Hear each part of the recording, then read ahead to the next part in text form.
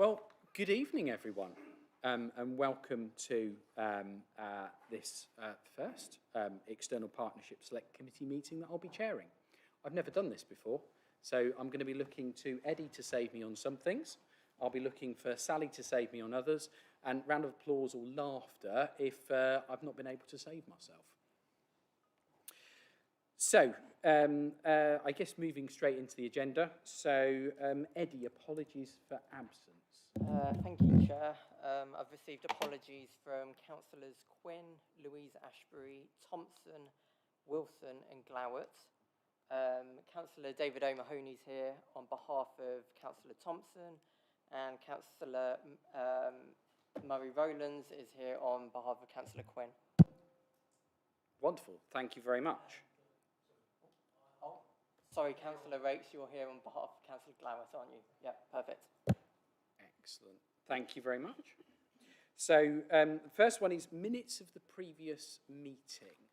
Are people happy for me to sign those as a correct record? I don't have a paper copy with me today, so I'll do that later on. Are there any corrections or anything anyone would like to raise? No, Murray.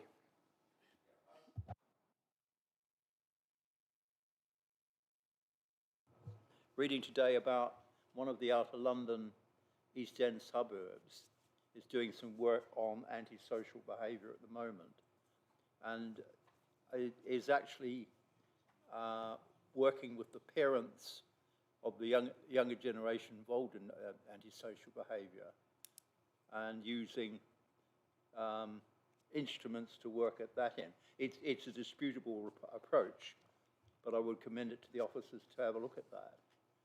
So they're developing new ideas on dealing with antisocial behaviour.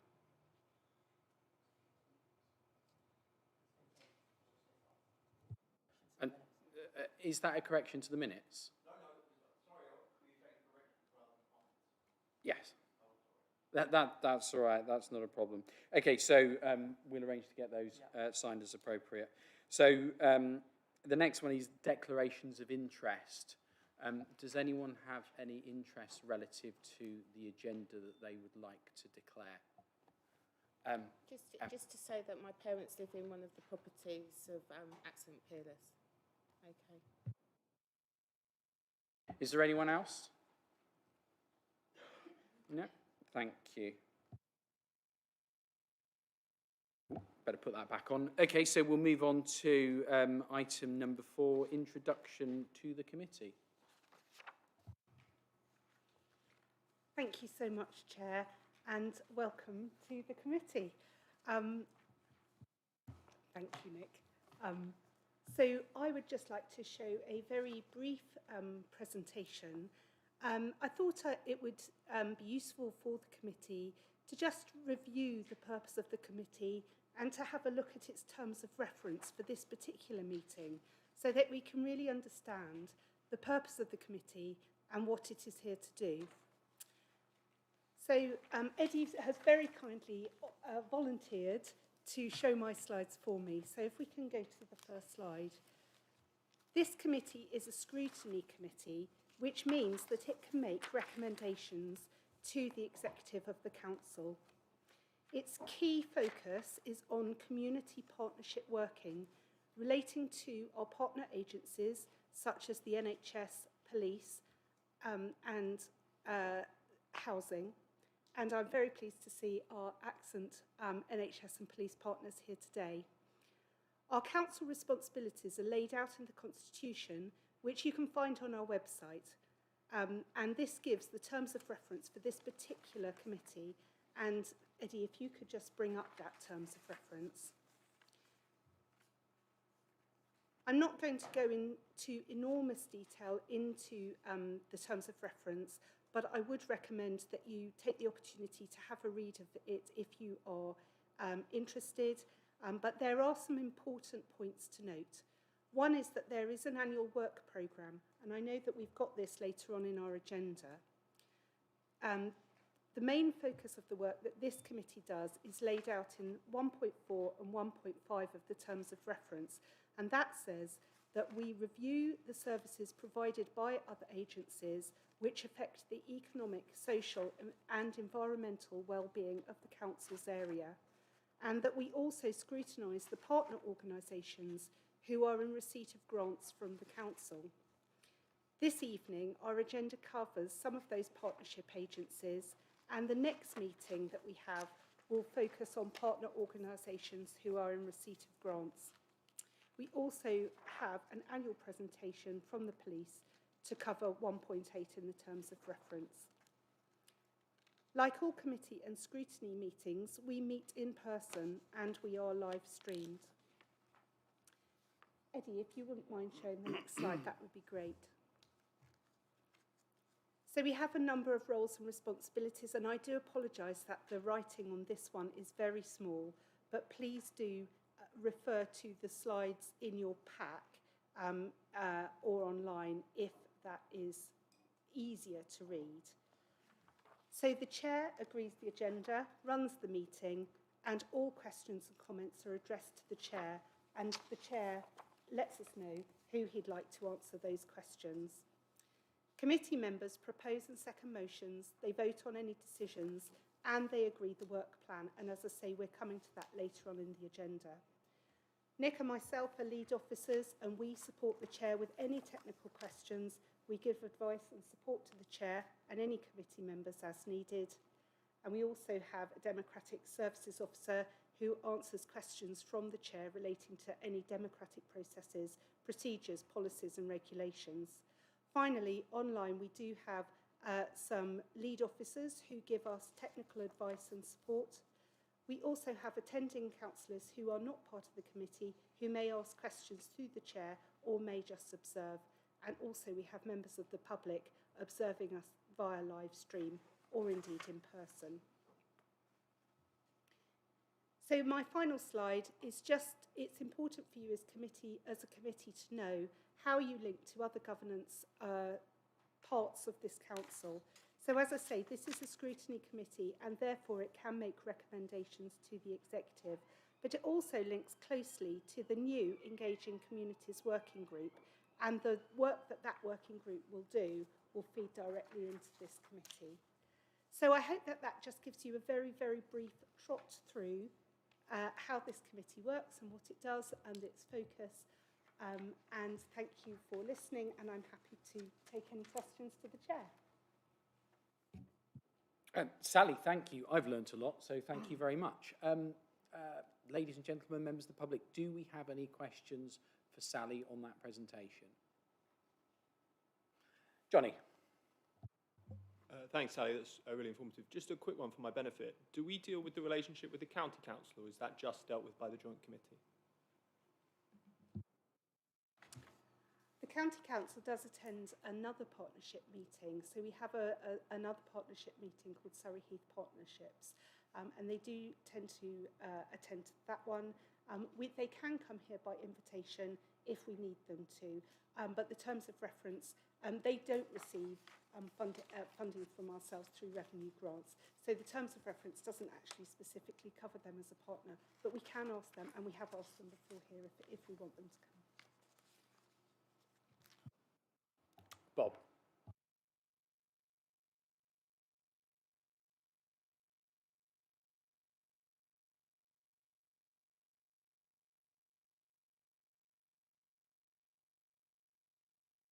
Awesome, thank you, Eddie. Any other questions, ladies and gentlemen? Murray. Yeah, the range of things that are covered just in this agenda, huge range of issues. I think the real problem is, do you find it difficulty coming up with any distinct policy positions because there's such a range of issues covered? There seems to be a real problem involved in that. It's a problem of your fire being spread over such a wide range of issues involving the whole community.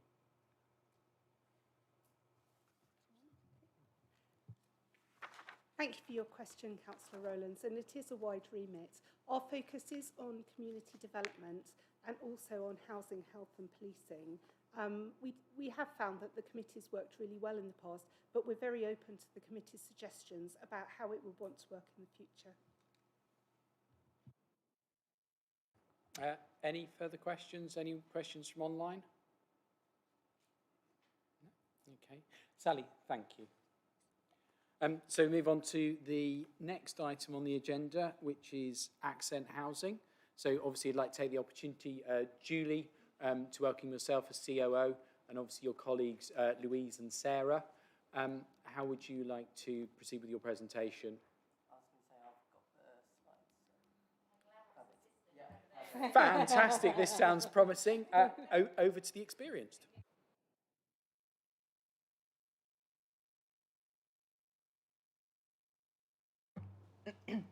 Thank you.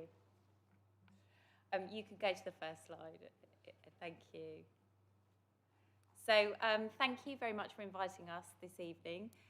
We're really pleased to be here. I put pictures up helpfully so you can identify us, but later on. So I am Julie Whittick. I'm the Chief Operating Officer at Accent Housing. Next to me is Louise Graham Smith, who is the Housing Services Director, and Sarah Ireland, who is the Executive Director of Strategy and Growth. Is it that way around, Sarah? Yes, it is. It's nice to see some familiar faces tonight and also some new faces. So it's a real pleasure to be here. So the purpose of us coming tonight really is to just give a bit of an overview of Accent. I'm going to try and keep it quite high level and strategic, talk to you about some of our strategy, the main aims of our corporate strategy, and some of the progress that we've made within that strategy. So Sarah's going to start off and talk a little bit about that. I'll do a bit in the middle so you don't get too bored. And then Louise will talk a bit more about on the ground, some of the partnership work that we're doing in this area with our colleagues. Next slide, Ed, please. Good evening, everybody. So we've got a strategy in place at the moment, which we did with consultation with 600 of our customers, of course our board, and a number of our stakeholders. And it has three main pillars. And as you can see, quality homes is one of the key pillars, and I'm going to talk about that one most, and then Julie will cover the personal customer experience and inspirational workplace. And in this, we know that we're on a journey, and we know we've got a lot of work to do, and we are making quite strong progress on those three pillars now. So I joined Accent just over 4 years ago, and Accent hadn't delivered many new homes since 2009 in the last recession. And we do have a lot of capacity to build more homes. And I put together an asset management strategy, which has been approved by our board. And that reflects our desire to invest in our existing homes and properties and bring them up to a very good standard. And specifically in the future looking at environmental standards as well. That's very important to us. And also balance that with building new homes, which will keep our business sustainable in the long term. Every year we lose homes through right to buy, right to acquire. We did have some supported housing, specialist supported housing. We've kept our older persons, but we disposed of that in 2021. That went to Sanctuary Housing Association because they're specialist supported housing providers. So we want to become a very mainstream delivering general needs housing to our customers. In terms of our asset management strategy, we needed to borrow money. So we are a strong business. We went out for a credit rating with Standard & Poor's, and we achieved an A stable credit rating. And then we went out to the bond market and we borrowed £350 million to start that journey of building new homes and investing, of course, in our existing homes. Julie will come on to existing homes shortly. We have a capital investment committee that oversees investment in existing and new homes, so they can make sure that we get that balance completely right. And we actually had 2 days with them in Surrey Heath in December. We did a big site visit, and then the next day we had a meeting to discuss what we'd seen on site and also do the usual capital investment committee business. We have agreed that we'll take a report to our Capital Investment Committee when we have finished all of our stock condition surveys. Julie will talk to you about that also. But we've made quite good progress in looking at the actual condition of every home. We're about 80% through that work at the moment. And of course, you can see that as our strategy period is coming to an end, in the summer we will be consulting again on our new strategy, which will come into place in 2024. It's not very long away. So we'll be consulting with customers in the Surrey Heath area in the summer, and of course our board members. And we will also be consulting with our wider stakeholders on our new strategy. So if I could have the next slide, please. So this slide sets out our progress so far. We are very keen to work in partnership. We work with a number of other RPs across the country on various projects. And we have a strategic partnership with Homes England, which means that they have given us a 5-year deal on grant to help us build new homes. I don't know if you've seen in the press, you may have done, that they've recently launched a new strategy themselves, and they've emphasised the regeneration part of their role. They were always called the Housing and Regeneration Agency, but at the beginning of the bid round, they were not allowed to fund regeneration projects, which will really help with work in Surrey Heath, as there are a number of projects that they would class as regeneration projects that we are looking at. So, for example, we've been looking at Lawrence Lodge, which is currently temporary accommodation, and pleased to tell you that we did get planning permission to redevelop that site. We're to build 20 homes on that site once we have determined how we will re-provide the temporary accommodation in another area. So Homes England have provided us with grant funding of a total of £210 million, which we are able to spend on starts on site up to 2006. And that's a really important part of our growth ambitions. In terms of the environmental standards, we recognise that it's very expensive to have to retrofit homes after we've built them. So we're building all of our new land-led homes to an EPC rating of A. So that's all going to be in the fabric. So at some point at a later date, we will change the heating source in those homes, but we won't have to revisit the actual fabric or do a retrofit of external wall insulation. So I'll hand over to Julie now. She's going to talk to you about the retrofit project that is going on in Surrey Heath at the moment.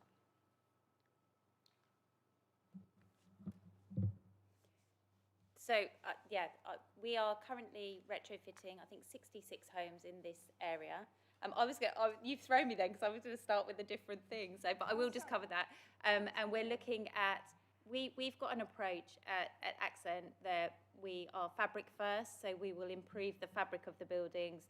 We're not going to try and be trailblazers in trying lots of new technologies. I personally have worked for an organisation that did something like that a number of years ago, and we really got bitten with it. So I think we want to use proven technology. We want other people to try it first, and we can only spend our pound once. So we're very much about fabric first, investing in the homes. We haven't decided on the heating systems that we'll put in yet, but we're getting our properties ready. So the focus here is very much about whole house retrofits. We're looking at external wall insulation, additional loft insulation, windows, all the normal stuff that we would do in the normal course of our improvement work.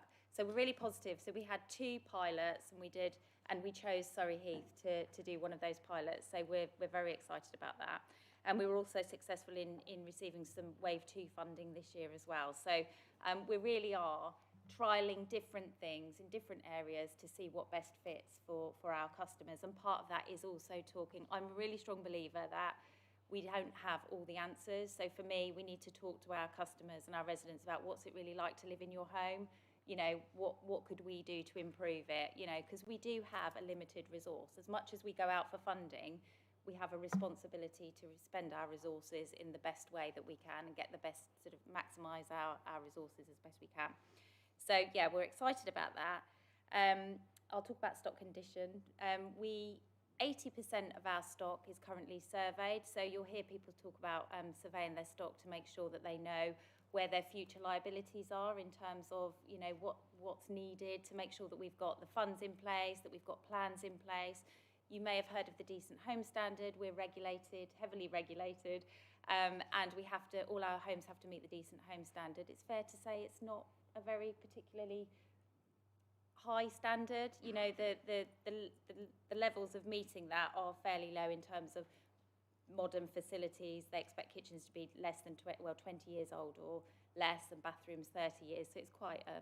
But we aim to do Decent Homes Plus as much as possible, and we're all about investing in where our customers really want us to. So this summer we're going out to talk to all of our residents in every region where we manage about, okay, what are the options that you want, to give them choices about these are the various things that we could use, materials to refurbish your home. So we're all about choice.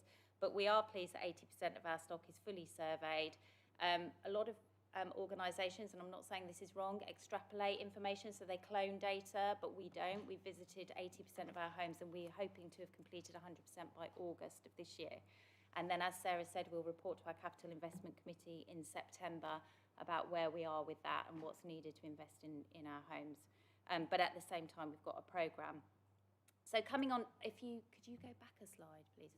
That's Lawrence Lodge, wasn't it? The plans for Lawrence Lodge, yeah. So just moving on to personal customer experience.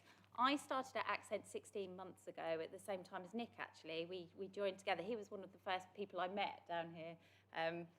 It was a pleasure. I remember you got yourself a coffee and didn't get me one with Sean, but I've not held it against you. It's fair to say, I think, I was brought in to take a fresh look at our customer-facing services, and in particular, at the time, repairs and maintenance. And I think we recognised as an organisation, and I think as a sector, that we have been experiencing difficult times. Nationally, we had some issues, but particularly in Surrey Heath, we struggled with contractors. That's fair to say. I was brought in to have a fresh look, and quite quickly identified some areas that we needed to improve on.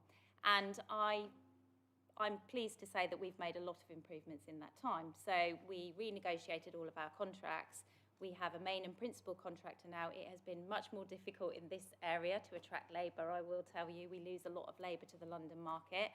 But our contractors, we have a main and principal contractor that works for us nationally, and then we employ local contractors to help enhance that service and help to sort of manage the peaks and troughs of demand. The other thing that we did, so we changed the regime. We were on a price per property and open book model, which didn't work. It didn't provide best value for money. We changed it to a traditional schedule of rate model, which means we pay for what we get, so it's much more cost-effective value for money. So that was a positive thing, and it also gives us much better control over our contractors. The other thing that we did was we've really invested in, we heard what our customers said, which was, it's hard to communicate with you. We are struggling to get through. We struggled to get responses. So we invested, and this was one of my best moments, I think, in my time at Accent so far, is we separated our contact services. So we've now got a specific technical repairs hub, which is a physical team who work from our Peterborough office nationally. They are all trained to do repairs only, so property services, repairs, asset management. And I was really lucky that I was allowed to recruit. So we had a contact centre that dealt with all general inquiries, including repairs. And I was very lucky that I was allowed to recruit a brand new team and train them for 5 weeks in the classroom, take them out and about to see properties and give intensive training before we launched that service on the 4th of October last year. At the same time, we then dedicated our other customer contact centre to housing services. So they just deal in housing, everything related to tenancy. So we've now got these 2 hubs that are trained continuously. They have duty officers, surveyors, our contractors co-locate with us, so they've got constant help and assistance so that they can help our customers. And I'm pleased to say that as a result of that, our first-time fixed rate on repairs is currently 90%. And that is about accurate diagnosis and sending the right tradesperson out. So that we really have invested in our services it takes time with a repair service to turn it round. I know that in Surrey Heath in September we had, I think, over 2,000 outstanding repairs. I looked today, we've got just over 400 overdue repairs in this area and 800 outstanding. We get about 280 a week, and you would expect to have 2 weeks worth of work in progress at any one time. So we're getting there. We're not there yet, but we have certainly made a huge impact and difference since we took on our new contractors. The other thing I'm really pleased to say is in December of last year, I was asked by the Chief Executive if I would take on the housing services part of the our service delivery as well, the management of that. And I was pleased to take that role on in December because I think the two go very closely together, and if you manage them together, it just brings better reward. We very quickly got going with actually let's change how we're working. It's not quite working. I mean, if you've read the social housing white paper or the reviews that happen, it's very much, I think, a back to basics approach is what's required, and we definitely needed that at Accent Group. So we've had a big restructuring in our housing services, and we have changed our regime so that we did have specialist services. We've now got generic services. We've got very small patches. So for those of you that, I mean, I've worked in housing for 31 years, and these are the smallest patches that I've ever worked with, but we've got 300 to 350 for a housing partner to manage, which means they can really offer that personal service to our customers. This launched in April. We're still recruiting. We've got a lot of people in place. We've got a new management team. Louise will talk a little bit about some of the highlights, and I won't steal her thunder, but what I'm really pleased to say is in Surrey Heath, we had customers working with us to recruit the people that are going to work in this area, so that was really positive. We do encourage customers to work with us at all times. We've got 4 customers on our customer experience committee, which I think is great, and we've got a leaseholder on our board as well. And we're really lucky to have those people because they're very engaged, and they help us to deliver for our customers. So that's really just a whistle-stop tour. And just to talk about inspirational workplace quickly before I pass on to Louise, we're very, very committed to investing in our people as well. We want to be the landlord of choice. We also want to be the employer of choice. We just launched yesterday, we've got a rollout of Mary Gober International. I don't know whether you've heard of Mary Gober International. It's the gold standard of customer service training. And we've invested heavily in that. Every member of staff is having a day's in-person training. It started yesterday. We've got a 6 or 7 week programme. And it's been tailored for Accent. So they've spent a lot of time researching us, going to our committee meetings, talking to our staff, talking to our customers as well, listening to calls, so that they can tailor this programme and identify some of the areas where we're not quite meeting our aspirations of service delivery. So we've invested in that. The other thing that we're doing this year is we've invested in the Chartered Institute of Housing professional training. So we're putting our housing staff through that because it's been underinvested in as a sector. I think we've recognised that as a sector. We decided to do it before Michael Gove announced that it should be done, so we'd already got it in place, just so you know. But yeah, so we're launching that as well. We've also got apprenticeships, and we were really pleased to help the Surrey Heath Employment Hub and take somebody from there, our contractor. And we've got traineeships as well, so we've got trainee housing partners. So we're really investing. I think the message from me is we're on a journey. There will always be times where we don't get it right. We do, in this area alone, 14,000 repairs a year. We're not going to get them all right. I think the most important thing is we recognise when we do get it wrong, we apologise and we put it right, and we learn from our mistakes so we don't repeatedly do things wrong, and we are getting there.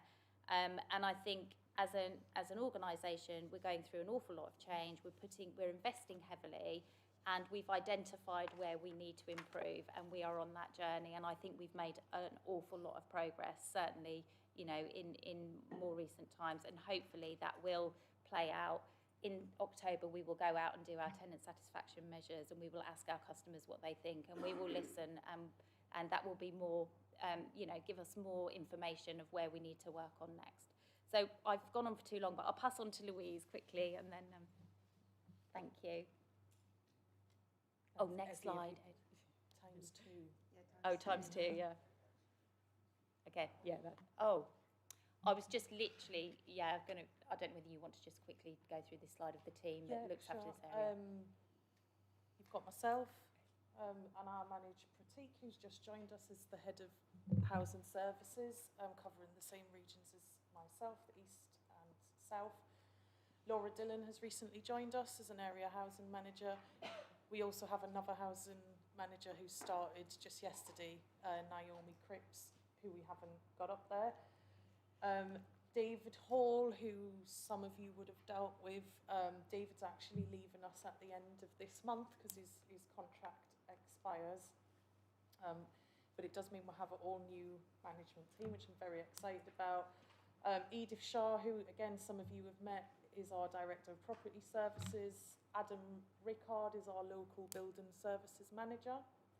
And Alex Liebird is our Director of Assets and Compliance, and that includes gas and hot water and heating as well comes under Alex. I am going to talk very, very briefly about partnership working. I think what's important to see, Judy mentioned we have been on a journey. We've been through a very large-scale restructure. I mentioned managers have just started this week. Pratik started within the last month, so this is very new. Everything I'm going to talk about was done under the old structure, and some of this was done during a very tumultuous period. So I'm hoping going forward, this is something that's going to be more enhanced and hopefully even better. But we work very closely with our colleagues in the police, and I met Sam just before I went on leave, and I think that's a partnership that we really want to develop and strengthen. We've worked with the police to get things like closure orders when there's serious ESB. We've also worked with the police when we need evidence or witness statements, for example, to get possession, which means we evict someone eventually. Also worth noting, eviction is always a last option for us, always. We will try to keep people in their home for as long as possible. We've done a litter pick.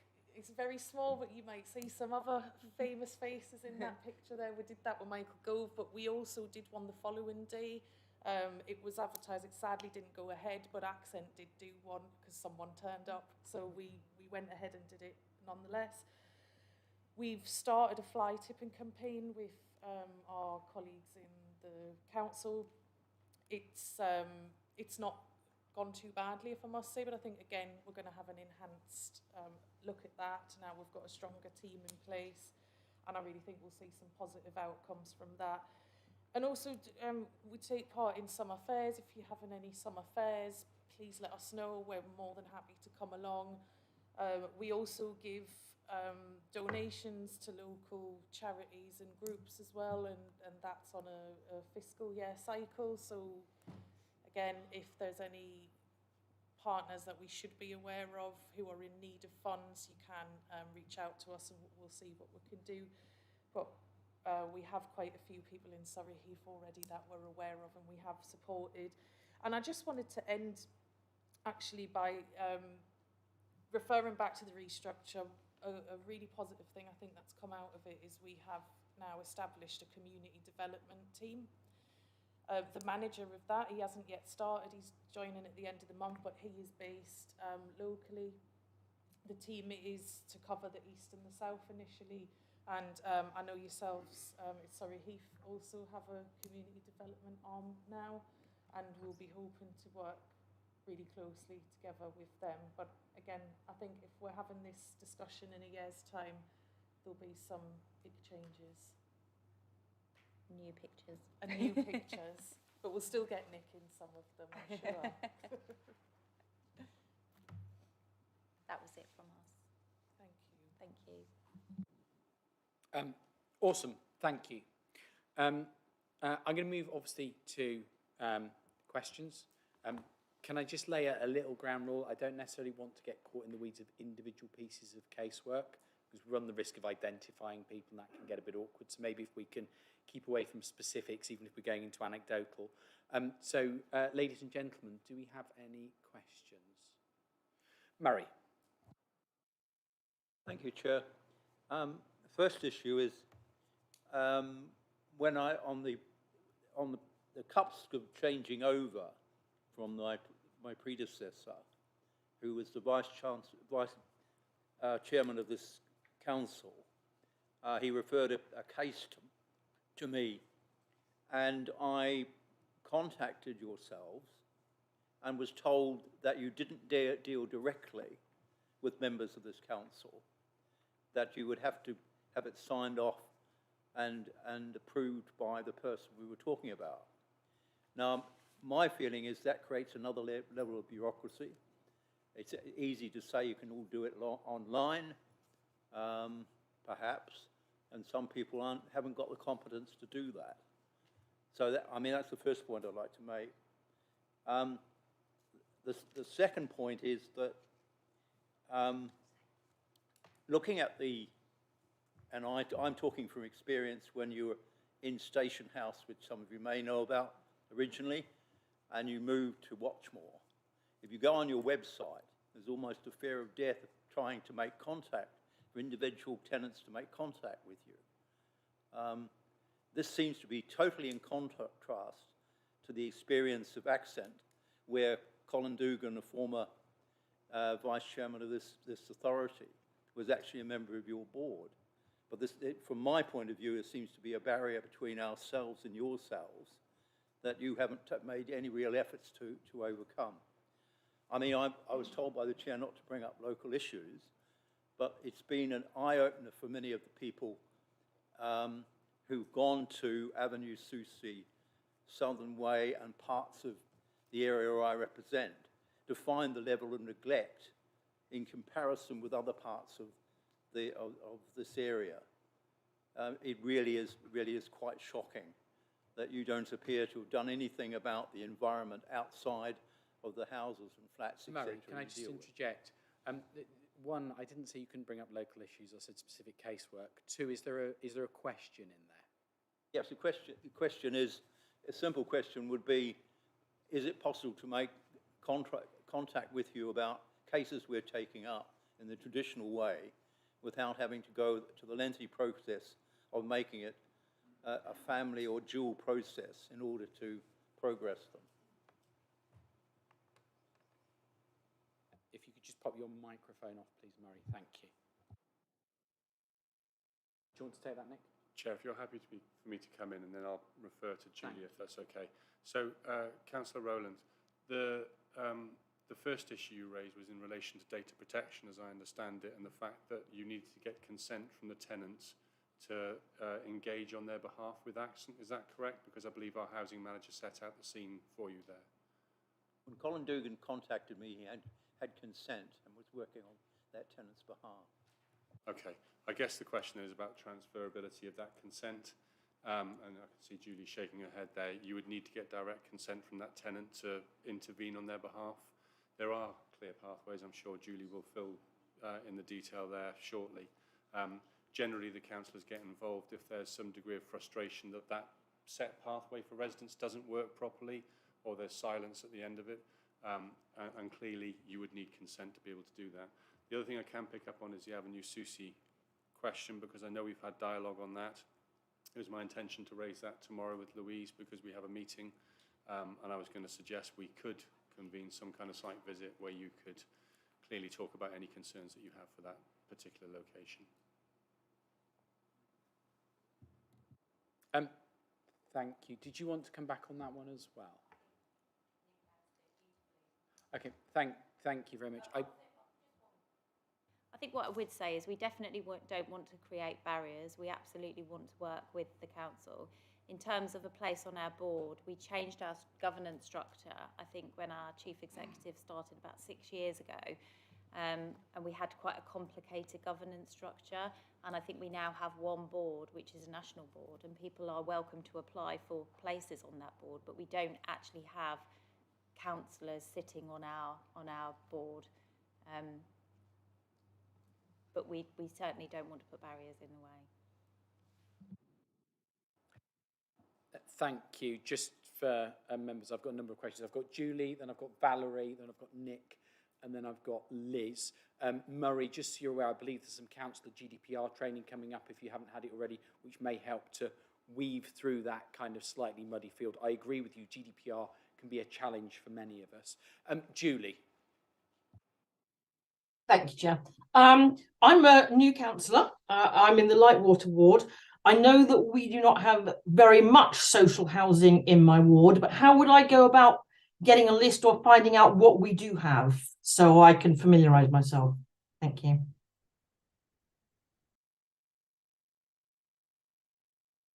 You happy to take that, Julie? Thank you. Yeah, I think we can put you in contact with the housing partner that manages the areas that you work in, and then perhaps you could meet and then do some joint visits or, site visits together. Thank you. And I guess initially what will be helpful is simply just a list of properties or streets or something like that, just so I can start orienting myself with what's what and then see where I might need to go from there. I don't know where, Nick, is that something that you would hold or? What I'll do, Councillor Hode, is I'll check with our housing manager. I believe we do have a list of stock that Axon hold within the borough. I don't believe it's broken down by ward, but certainly by postcode, so I can share that with you. That would be perfect, thank you. You're welcome, thank you.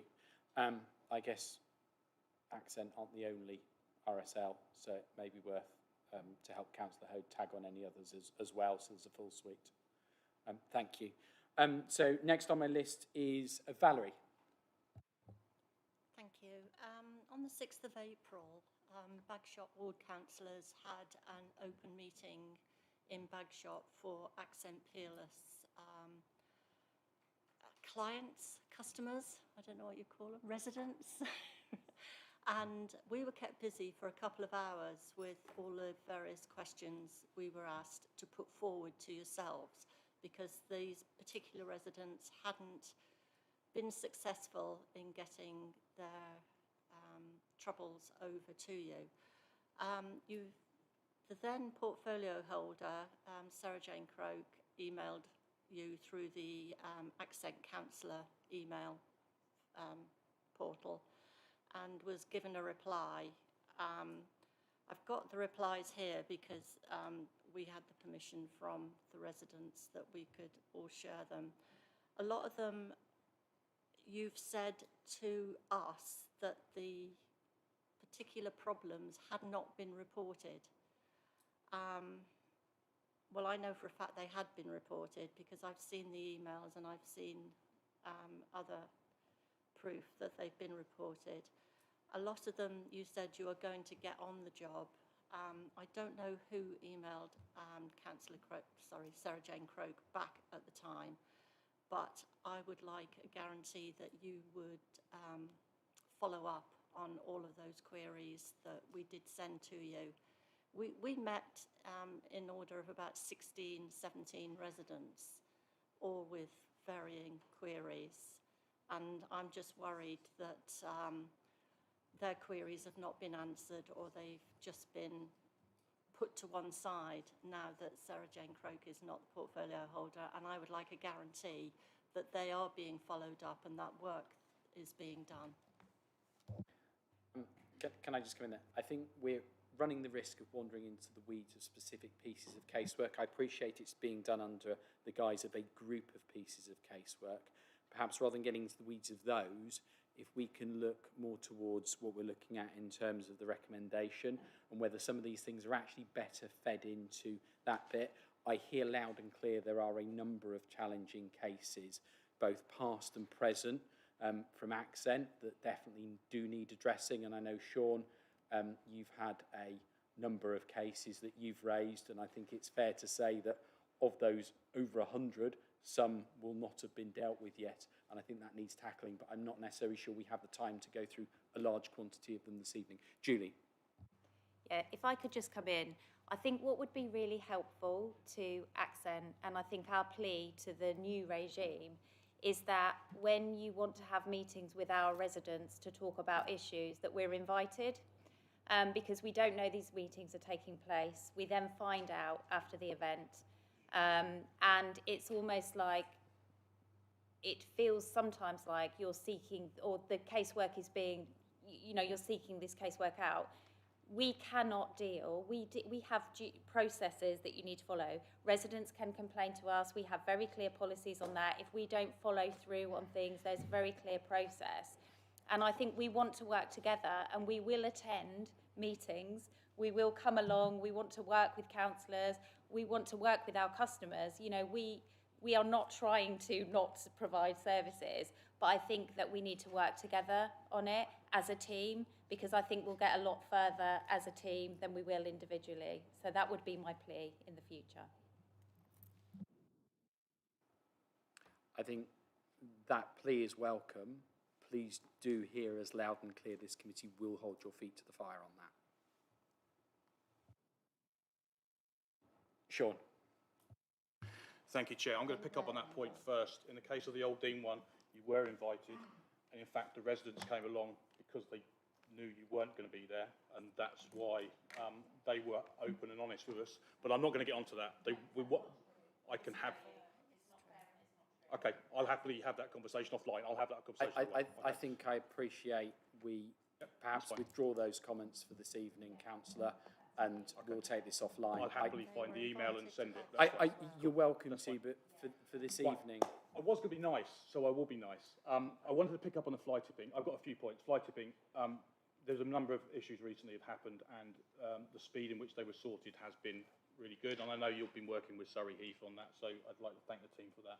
I'd also like to thank, after my initial meeting with Nick when he didn't get you a coffee, the email address was created, which maybe councillors don't know, but there's one called Surrey Heath Inquiries at accentgroup.org, which will be circulated, I'm sure, which was created so as councillors you can email directly to the executive team, who, in fairness, reply quite quickly. And I would like to thank Tasmin, who seems to be the one that seems to reply to all of mine, for all her help. My biggest issue with that is sometimes the information she gives me is an answer, and then I reply to the resident telling them the answer, and they say, I've not heard any from Accent, and then a few days later they might hear something, but then that's been cancelled. We won't go into all of that because we know that's something that's happened in the past. So although the initial bit is really, really good, sometimes the customer service side is still a little bit missing. I really love the fact you're going to Marigoba training. I have some insider knowledge, and it's not a declaration of interest. My wife used to nanny for the MD of Marigoba, and I really, really do like her customer service, so hopefully that'll be something really good. And I think the final point for me is it would be very remiss of the Old Dean residents for me to not mention the fact that, because I'm sure if they went to look on YouTube, they'll say, you've got all these cases that are being fixed, yet on a daily basis I am still getting a number of cases, okay? And I know they're not the new ones coming in, and I am getting answers, but they are still coming in. So I'd just like to hope that we can really push on the ones that are the old ones, because it's the ones that are the old ones where they haven't been fixed after 2 years, 3 years, that really are the biggest issue. I like the fact that you're really fixing the quick ones. I really get that. But as I've said to you before, my biggest problem from my residents is the ongoing issue with long-term fixes. And just another 2 things. TSG, I heard the other day you've dropped them, and I don't know if that's the case. Okay, fine. And the last one is fences. You, in your policy, have agreed that moving forward, all fences will be replaced by metal chain link instead of wood. At the planning meeting on Thursday of last week, where we agreed as a council to put through your planning application for Lawrence Lodge, it was agreed, due to privacy, that we would have to put in place wooden fences. So I think we might have an issue with that moving forward with our residents, and I would really like an investigation into that, see if there's anything we can do. I know it's a long list. I'm not expecting answers to all that, and I'm sorry I'm talking to the back of your head. Thank you. I know you are. Thank you, Chair. Thank you for the positive comments, Sean. Julie, do you want to come back on any of those? Thank you for the positive comments, and I will pass that on to the team. So really appreciate that. The fencing one we'll discuss offline. I think it's I think the fencing sounds like a very valid point and one to be heard. So next on my list, Sean, you're good with that now? Yeah. Fantastic. So Liz.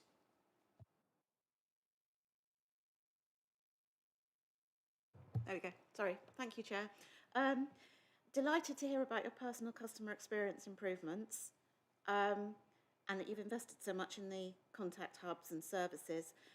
and that you've reduced the repairs backlog. That's all excellent news since the last meeting where you spoke.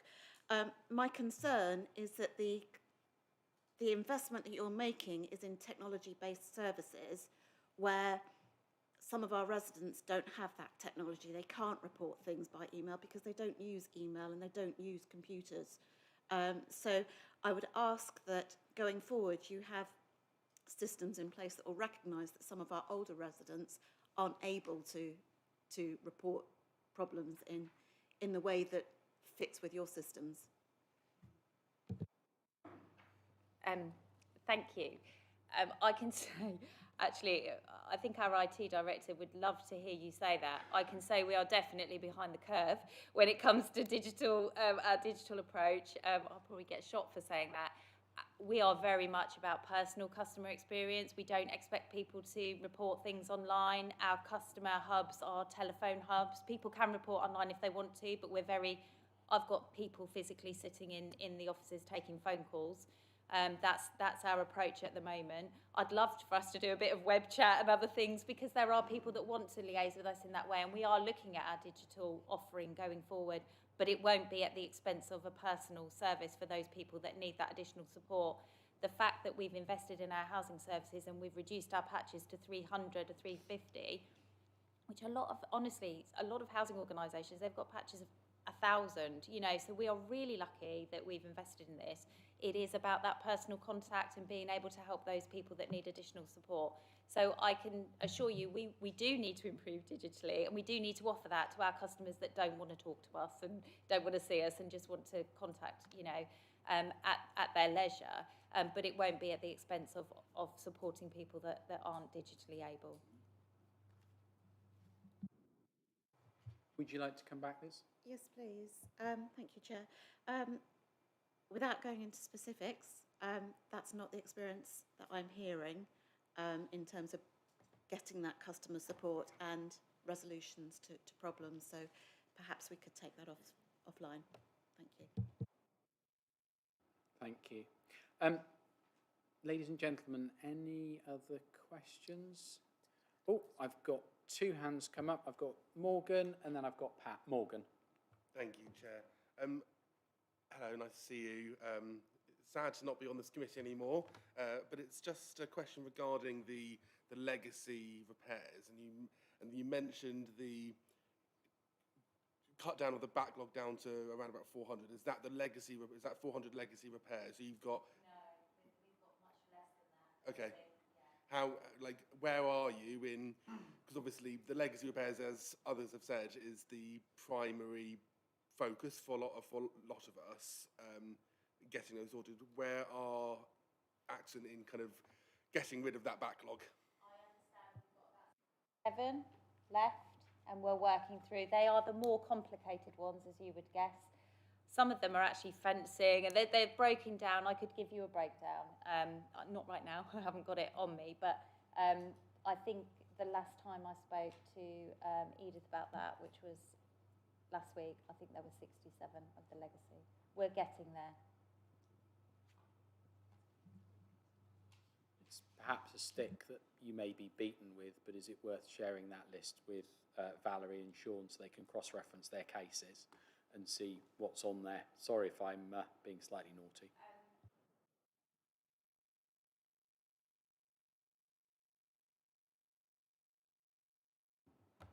Madam Mayor, welcome to the committee. It's a pleasure to see you, taking time out from your busy schedule. Thank you, Mr. Chairman. My apologies for being late, but I did have a previous engagement, so hence my lateness. You hear all this about the repairs. Generally, councillors don't get involved until the residents are desperate, and then you get involved. And it's very disturbing when you hear a resident say, well, I phoned up and I got so worried. I've got my cousin, I've got my daughter, I've got my brother to phone up, and we're still getting nowhere. And then you get the surveyor come out and look twice, and they still aren't told anything. They're always left in the dark. And it's only when they are in desperate straits. I've got someone with a wheelchair with a problem. Desperate straits, because she can't get her mum out of the house. that we get involved. And I just think there should be something more done to keep the residents involved, you know, where they are, what is happening, and perhaps then, you know, with all due respect, Accent will probably have a much better record with their residents. Julie.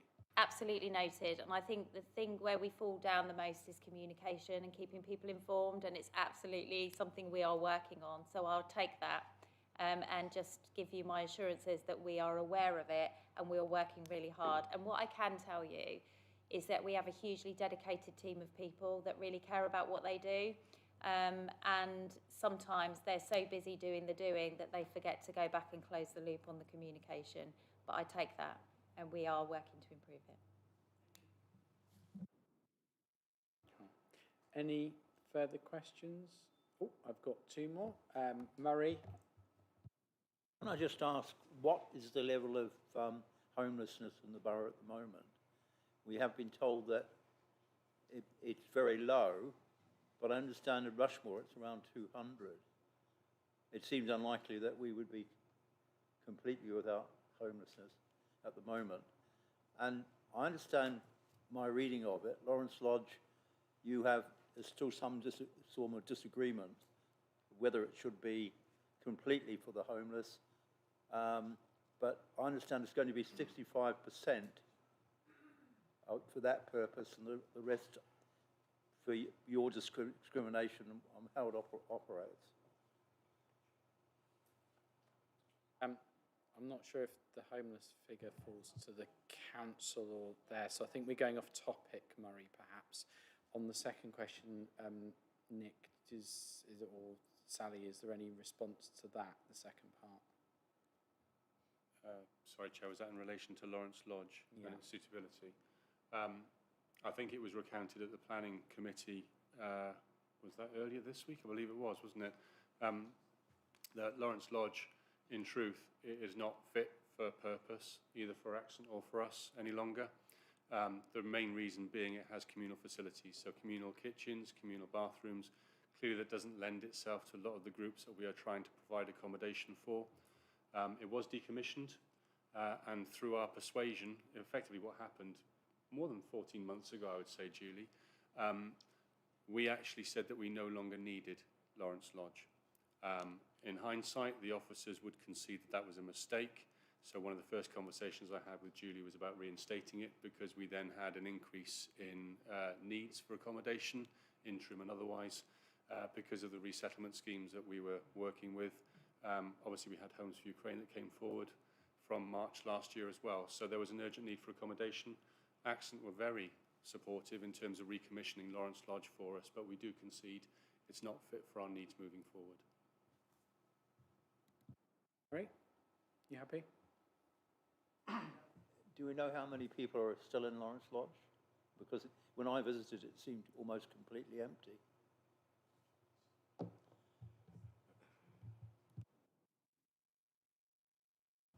If I can answer, Chair. Oh, gosh, of course. So 32 units. It was recommissioned at the end of April because there were fire separation issues that need to be resolved. And I don't believe that they are all fully accommodated yet, so we're below that number as it currently stands. Okay. Lewis, welcome. Is this going to be your maiden speech at this committee? Yeah, I suppose it will be. Congratulations. Thank you very much.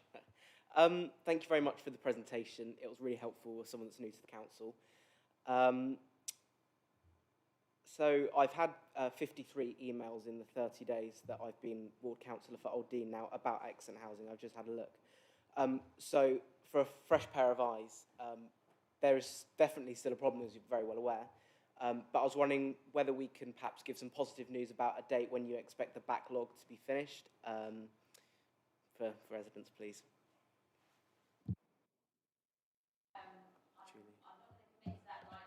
Julie, just pop your button.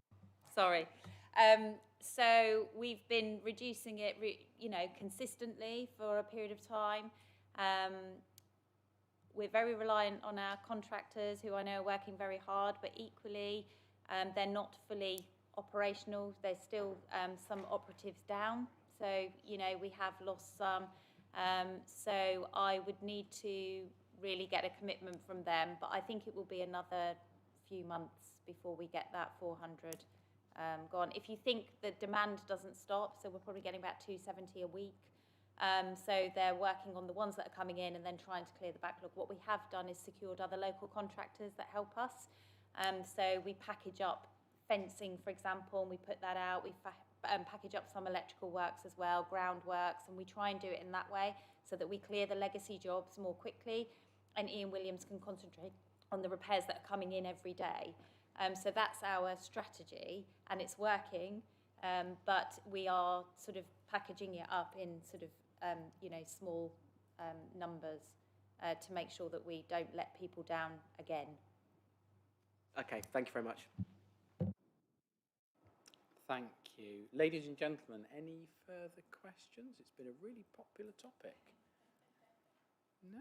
Okay. So if we turn now to the recommendation in front of us, are we happy to proceed with the recommendation? Ooh. Chair, I've got one point reference to your recommendation, which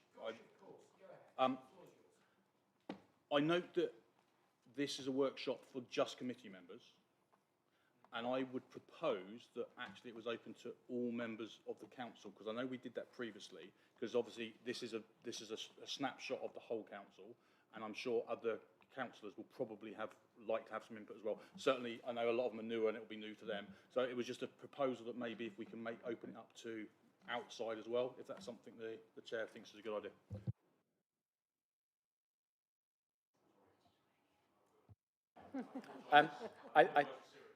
I was going to say, I think I get that. I mean, in terms of accountability and transparency, I wouldn't have a problem with that. Does anyone object to Sean's amendment there? Because I'd very much welcome it, not wishing to lead it. Okay, so if we can ensure that that's opened up to all councillors, would that be okay? Can I just mention? Oh, sorry. Of course you can. Absolutely. Yes. The only thing I wanted to sort of mention was 2 points in respect to this.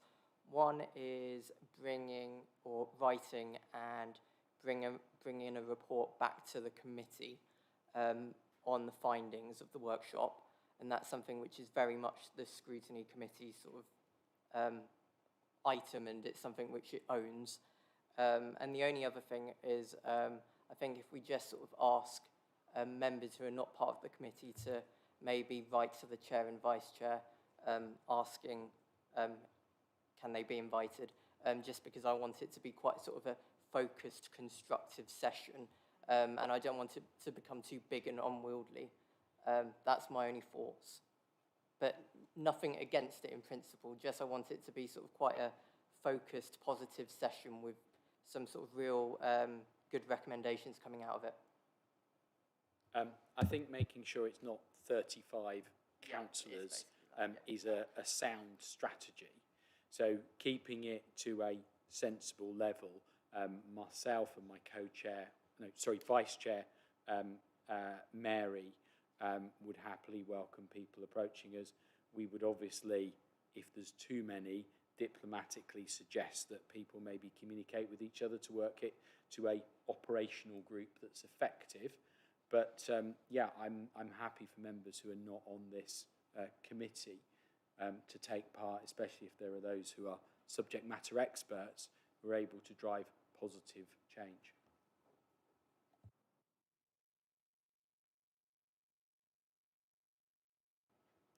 Are we happy to move forward with the recommendation? Excellent. Thank you very much. Congratulations again, Lewis, on your maiden speech on that item. Thank you. So, at this stage, Ascent Housing, I don't know if there's anything else on this agenda that you are eager to stay for. You're always very, very welcome if you so wish, but I'm also accommodating of people's family time, because work-life balance is really important. So if you do want to disappear, our exec member for housing, Lisa, has joined us this evening. So Julie, I don't know if you want to, before you go, catch up with Lisa and have an opportunity there. Just a quick signpost. And then I'll get the slides up and it gives me a chance. Fantastic. Thanks. Okay, so we'll move on to item 6, which is introduction to partnership working with integrated care, which I think that's your bag, Tom.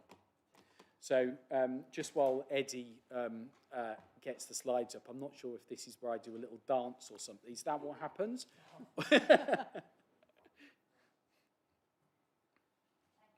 Louise and Sarah, thank you as well. Thank you very much for coming this evening.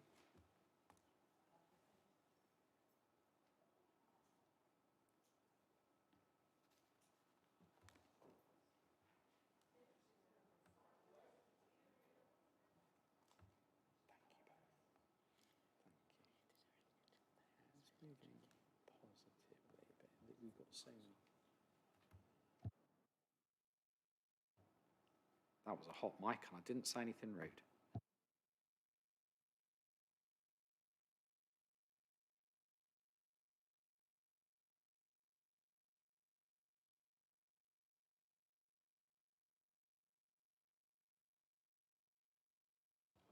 So Tom, welcome. I mean, what a tough act to follow. I always like to go last because then you get sort of like fewer questions. But over to you. Welcome. Thank you, Chair. Thank you. And thank you for the opportunity to come and speak to you all this evening. So my name's Tom Lawler. I am the Director of Operations in Surrey Heath Place for NHS Frimley ICB. And I'm hoping after the first part of my presentation you might understand actually what that all means. Because I want to really start to explain some of the structure of the NHS and health and care to help navigate that, and then move on to some of the partnership working that we are doing at the moment and we have planned in the future to give you a flavour of what's happening. In terms of my role, really it comes down to trying to improve the health of the population in Surrey Heath, reducing inequalities in access and outcome for people, and improving healthy life expectancy. Now, we can't do that in isolation, and therefore partnerships are very important.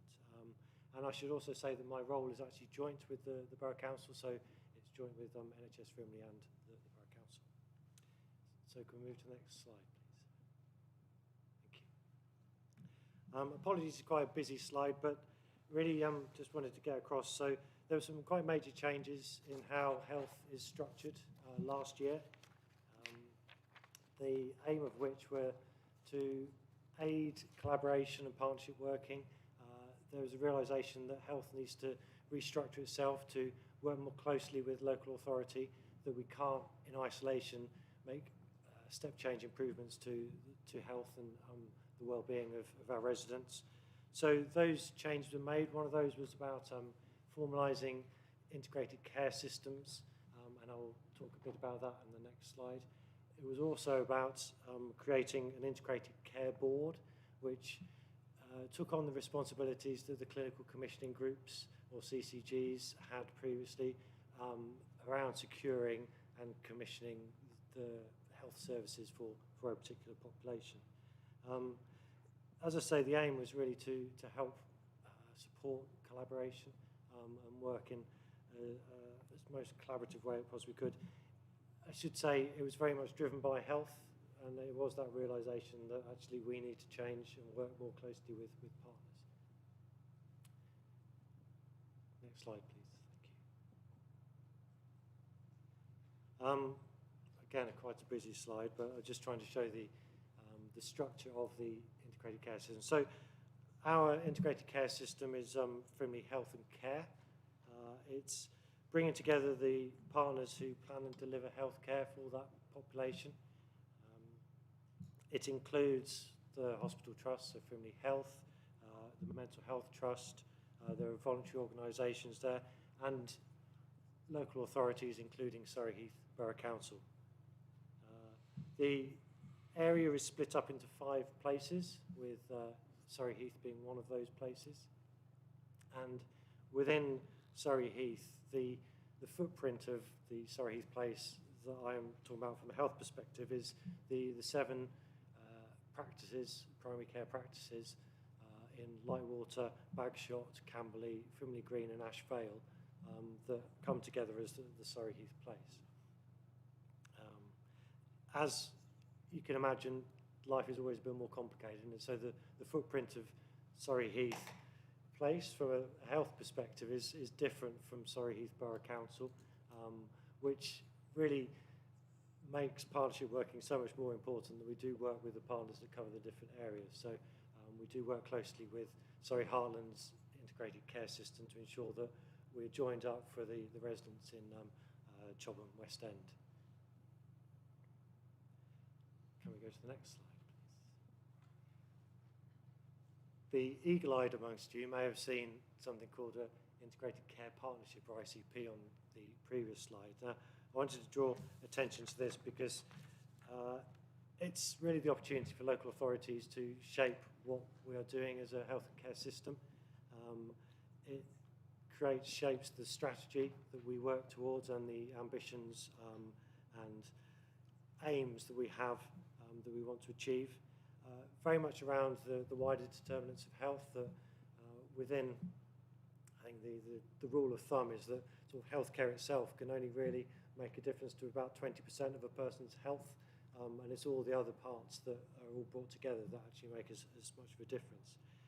We in Frimley Health and Care have taken a different approach to some other areas, and the ICP is an assembly, and so we've widened it out to other partners in addition to the local authority and the Integrated Care Board.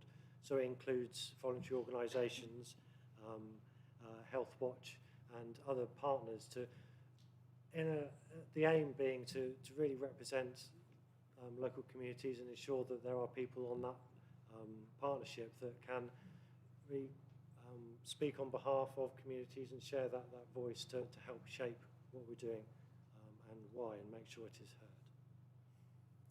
Thank you, Eddie. Can we have the next slide, please? Just want to spend some time now talking about some of the partnership working that is in place and happening at the moment.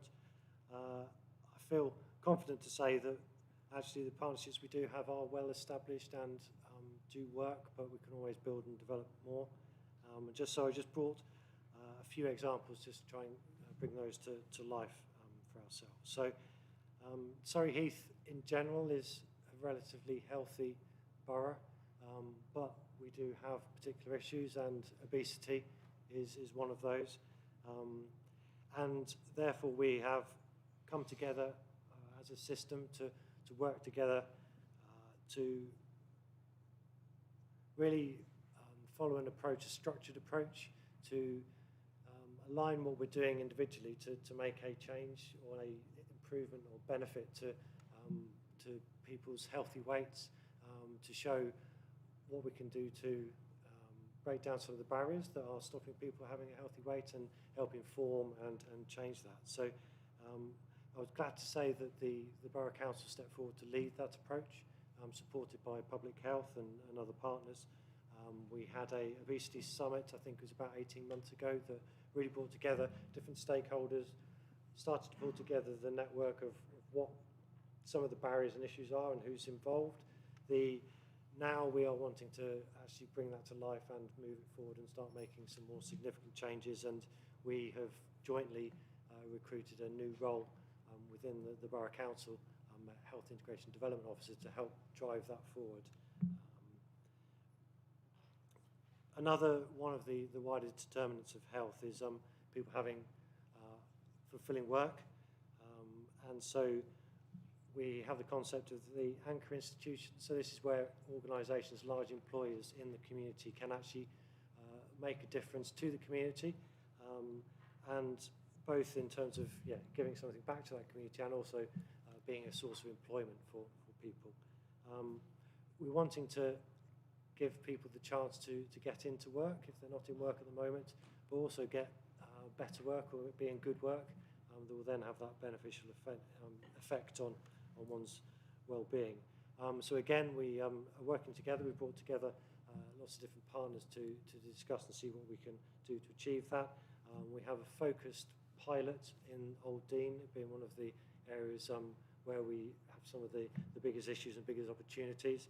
And again, I'm pleased to say we've been able to secure some investment to bring in a new role, an employment navigator, who will help to join up the community with local employers and the other support organisations such as Department of Work and Pensions to really pull that together, understand some of the barriers and work with employers to try and break down some of those barriers. So there are two examples of work that sort of is happening, and we really want to push forward in the next few months and longer. Some more established work, one of those is around social prescribing. Now, I don't know if people are aware of social prescribing as a concept, but it's really supporting people who are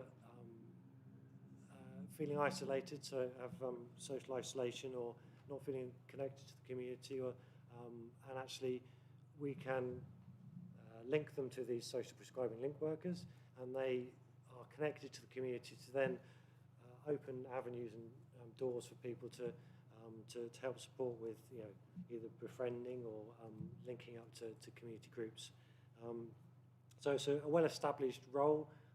What I wanted to really bring here as an example is in Surrey Heath we have very much delivered that as a partnership. There are lots of different organisations involved. In other areas it's delivered by one organisation, whereas in Surrey Heath, and I think it really benefits and broadens the reach and the impact of the particular roles, is delivered through the Borough Council, through Citizens Advice Surrey Heath, the local GPs, and also supported by Voluntary Support North Surrey in terms of some of that community assets that they then refer on to. So I think a really good example of how we do have that established network and we utilise it to, it makes it a bit more difficult because there's more people involved, but actually we get a much better outcome and impact. And then finally, just in terms of examples, just the vaccination effort that happens in the last couple of years. It couldn't have happened without the volunteers that came forward, and actually volunteers and the voluntary organisations are key to lots of the delivery that we do have. And also the Borough Council were instrumental in both securing the place where the vaccinations were given, but also some of the infrastructure around it as well. So if we could just move to the next slide, and the last slide for me. So I just wanted to then start talking about actually what's the focus for the coming year, particularly on the partnership side of things. So we're all aware of the financial pressures of the health service, but also you know, all our residents. There's been increasing demand for services. There's been the impact of the pandemic as well. And so actually access to services is not where we want it or need it to be. There are increasing waiting lists and we need to improve, and actually we're not going to do that through massive investment. We're not going to do that through suddenly having lots more GPs or workforce in that respect. So we have the realisation that we're going to need to change how we do things and how we deliver services. That can be from where things are delivered, so we may be delivering some of the local services on a larger scale, but still within Surrey Heath, but maybe you know, on a slightly larger scale. We are looking at using technology to a greater extent to make things more efficient where that is appropriate. We also, there may be changes in who people actually see to get the support, so it may not be a doctor, it may be a nurse, it may be a paramedic. We are looking at available resources and the workforce that is available to ensure that people are seen in the appropriate time. So what we don't want to do is do this in isolation. We want there to be a conversation and a dialogue with the community to understand what works, what doesn't work, what's important to residents, and also to get across the perspective of the health and care providers of what we can do, what we can't do, what is possible and what isn't possible. So wanted to almost make the plea that actually that dialogue, that conversation with our communities is really important in the next 12 months, and any help and support in ensuring we are well informed, we make the right informed decisions, that if things are changing, that we're able to give the perspective of why that is happening and what it means, is really where support can come in. And then also, we have a lot of strength in our communities, and from both what the partners deliver, but also what the communities themselves have themselves.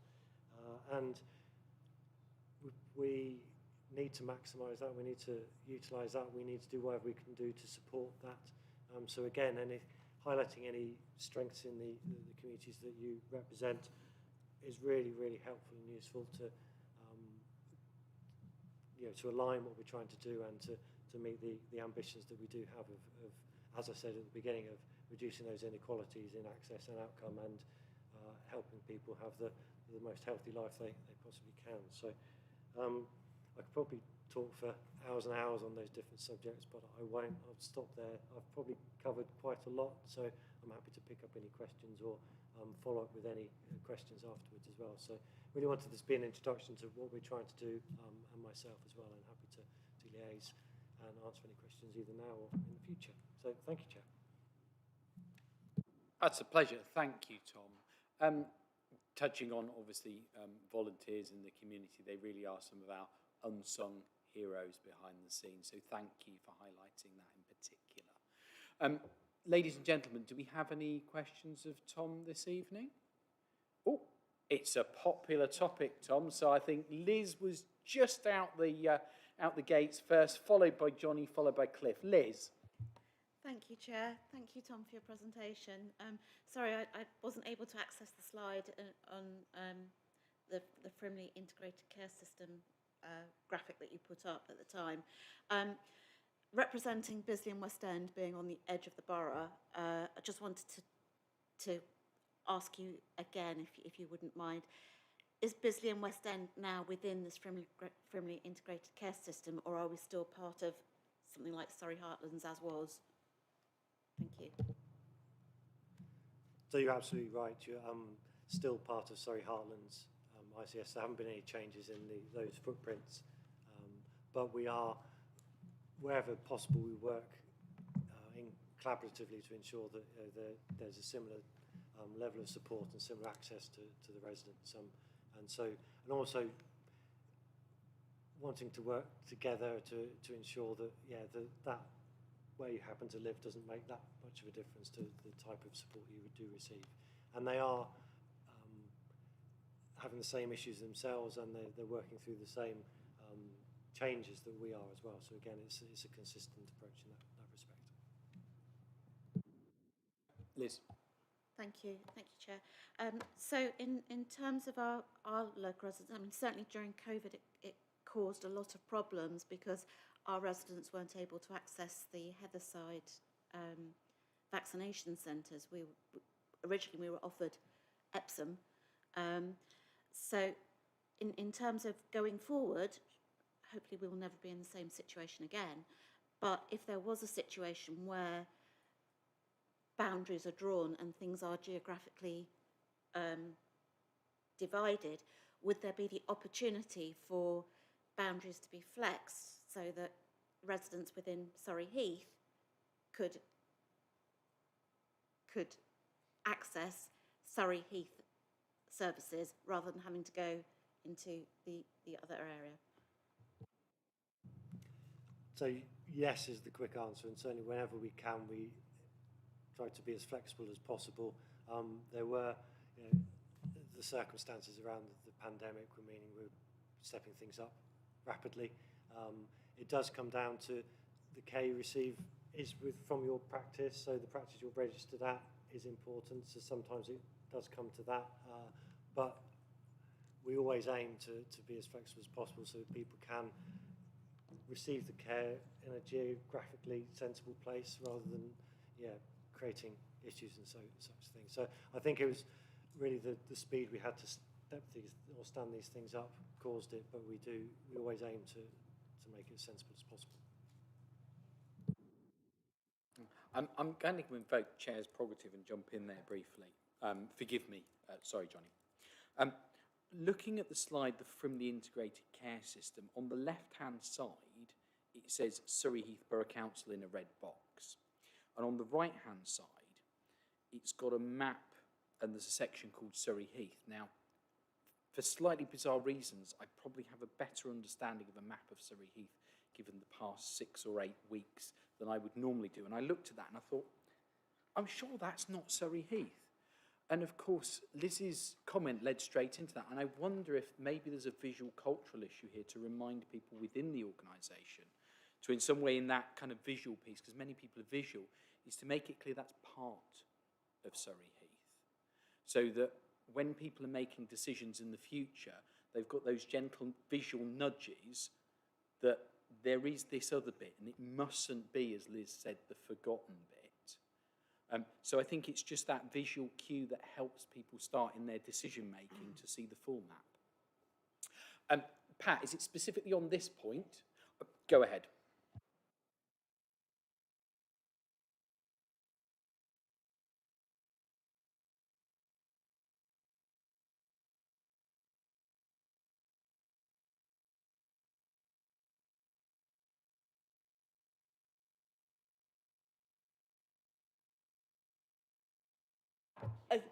And you live in Chobham, but you go to the Lightwater surgery because you're fed up, that you then come under this scheme. So your actual address is Chobham, which isn't, but your surgery is. If you are receiving medical care from your surgery, yes, then yes, it is the one you're registered to. Yeah. If you are being referred on to other parts of the health system, there is an element of choice. So just because you're registered with Lightwater doesn't mean you always have to go to Frimley Park. There is the choice, you could go to St. Peter's, or so there is. We do try to give choice wherever possible, but yes, that primary care is the practice you are registered at. Thank you. I guess you have to draw a line somewhere, and it's somewhat difficult to choose the right one because you will never please everybody. Thank you, Tom. Next on my list, I had Johnny. Welcome. Thank you, Chair, and thank you, Tom, for that presentation. I certainly learned a lot about the structure that I didn't know. You talked about how access to services is going to change going forward and how important it is to have a dialogue with residents on that.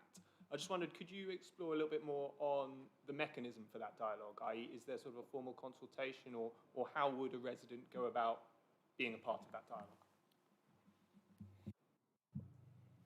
Thanks. Yeah. So it is developing. It's evolving.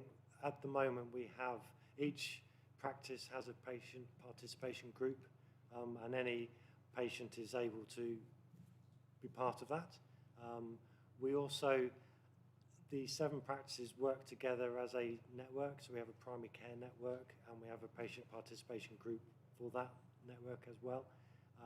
So that is part of it, but we realise that actually we need to expand it, we need to give more opportunities. So to be perfectly honest, we haven't agreed that mechanism for that input and conversation to happen, and we want to build that as we move forward. We're still at the stage of understanding of the guidance that's coming down from NHS England about what they're saying we need to achieve and how the stipulations of how we need to achieve that, come out with a plan of what we think that might look like, and then start that conversation with parties. But we're wanting to be as open as we can be and use every opportunity we can. We are coming together as local partners as well to share our communication routes and events to be able to do things once and do things together as well. So absolutely any opportunity that comes up that we can, that seems sensible to use to have that type of conversation. And things are going to evolve as well. It's not going to suddenly happen and change. It's going to be a stepwise process to get to a new place.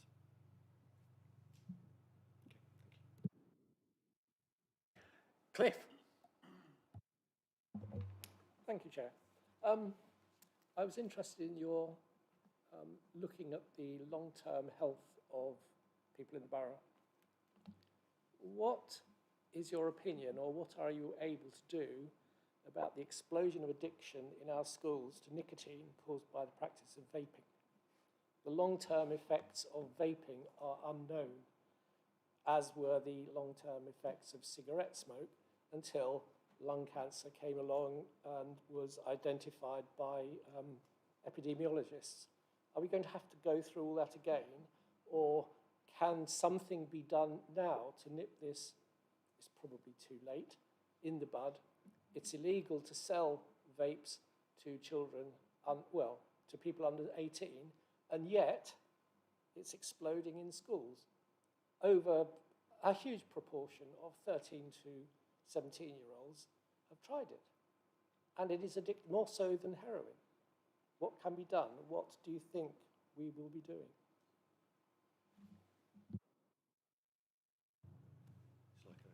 So, yes, absolutely. It's an emerging issue. It is very much an issue, and we are working together on a Surrey footprint, actually, at what can be done to inform people about the impact of this.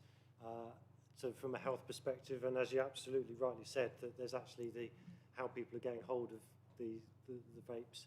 And I did have a conversation with Nick a few weeks ago about what can be done to help enforce that side of things as well. So we are very much aware of it and approaching this as partners. So Public Health are involved, the County Council ourselves, the Borough Council, and looking at it as a Surrey issue, wanting to make improvements there. So yes, we are taking steps, and we're working with partners to make further steps to reduce this. It is I was going to say, complex situation that very much we are not wanting younger people to start vaping, but in parallel with that, we are wanting people who smoke cigarettes that actually vaping can be a way of cutting down. So there's these almost mixed messages coming through. We want to be really clear on our messaging to the different groups. But absolutely, in terms of younger people starting to vape, we are aware of it and taking steps to reduce where we can.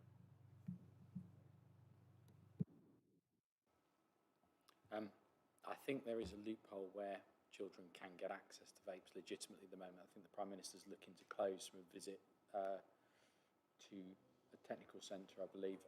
Sean and then Morgan. One quick point and one quick question. Back to the vapes. I was at a recent governor meeting at Collingwood where I'm chair of the Welfare and Behaviour Committee, and that was exactly the point that came up. I think it was a news article on the night before about very horrible stuff inside these vapes. The school is certainly taking it as a serious point, and they'll be making presentations within the school in assemblies was the word I was looking for. So it may be something that would be worth touching base with all the relevant secondary schools in the area to maybe link up with them, because obviously they're right at the coalface and they are in a position where they can try and do something about it. And my question, GP waiting lists and times and getting in to see your GP, it seems since COVID it's really difficult to do. And I know it's an ongoing issue residents have had, knocking on doors as we have been for the last couple of months. So I don't know, and I don't know what the ultimate answer is, but I do know that obviously people do want to see their GPs and they're finding it difficult to do so. So is there anything that we can be working on or doing to make that easier?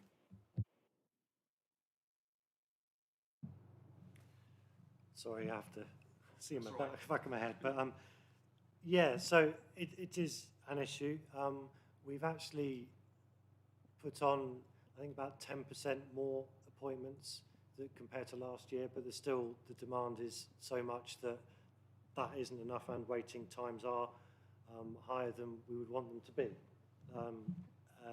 So yes, that is an issue, and it isn't previous as much as it's a, what am I trying to say?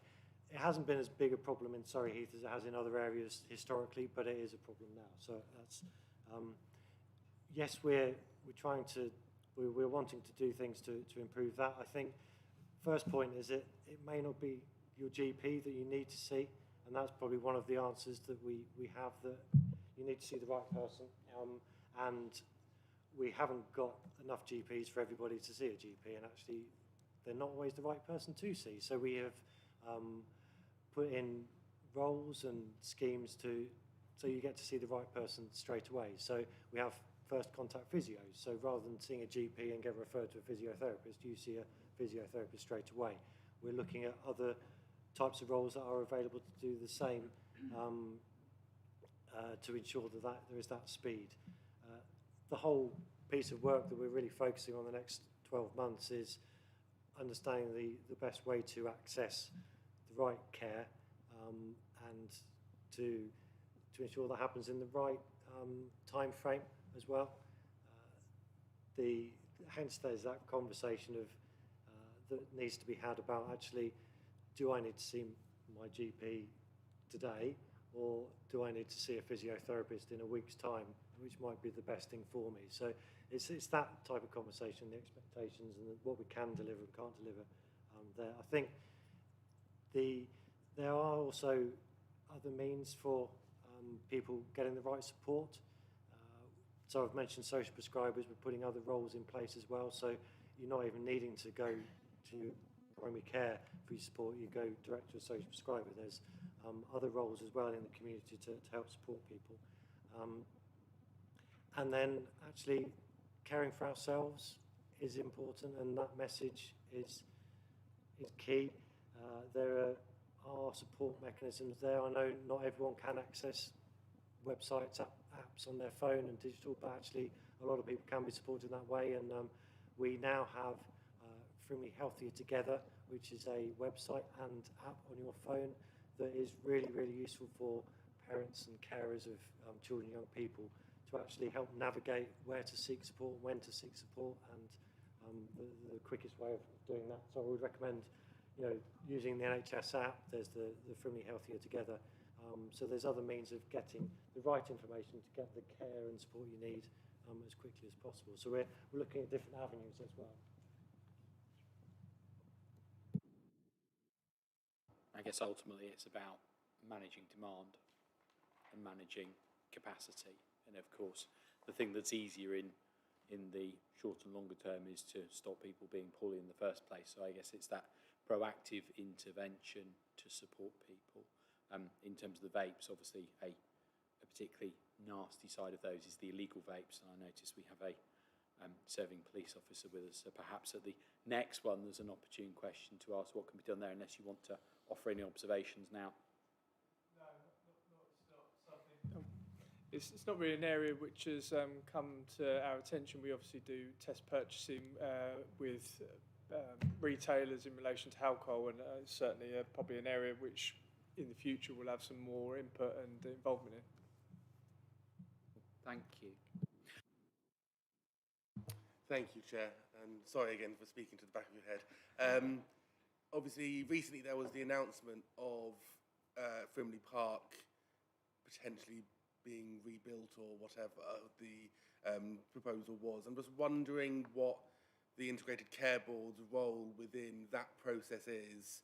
How are you going to, how do you feed into the process of determining what the hospital this new hospital would be delivering, the area that it would cover, obviously making sure that Frimley Park and the area that it covers is kind of still continue to cover, that doesn't move too far away, or et cetera, et cetera. I was wondering kind of what your role would be in that process. Sorry, the back of my head. Yeah, absolutely. So it's we've known that Frimley Park needs to either be redeveloped on the site or elsewhere for a while. The announcement is relatively recent. The details of exactly what's going to happen haven't been confirmed, or timescales and so forth. But absolutely, the integrated care system is part of that, working with Frimley Health Foundation Trust, who are well and truly part of it, to determine where it should be, could be, and what is delivered from the site that is chosen. It well and truly fits with the changes to the models of care within the community to make sure that the hospital is the right size for now and the future, whenever it's built, and what's delivered there needs to be part of that wider picture, and that is part of how it's being developed, and the colleagues at Frimley Health are linked into all the conversations we're having around changes to community care, primary care, and then the hospital and the other sites that Frimley Health have. Your point of wanting it to cover the same or similar geography is absolutely, and from my own selfish perspective of being involved in Surrey Heath, wanting it to stay within Surrey Heath is very important, just both for the access for patients, but also that point I made about it being a key employer and anchor institution within the borough. So whatever influence we do have, we are wanting to make sure it's in a suitable place for our residents for accessing it, but also for the employees and the wider community as well. But it's a complex decision, and obviously there's limited places where it could be, but I'm not privy to any more information than that. Thank you.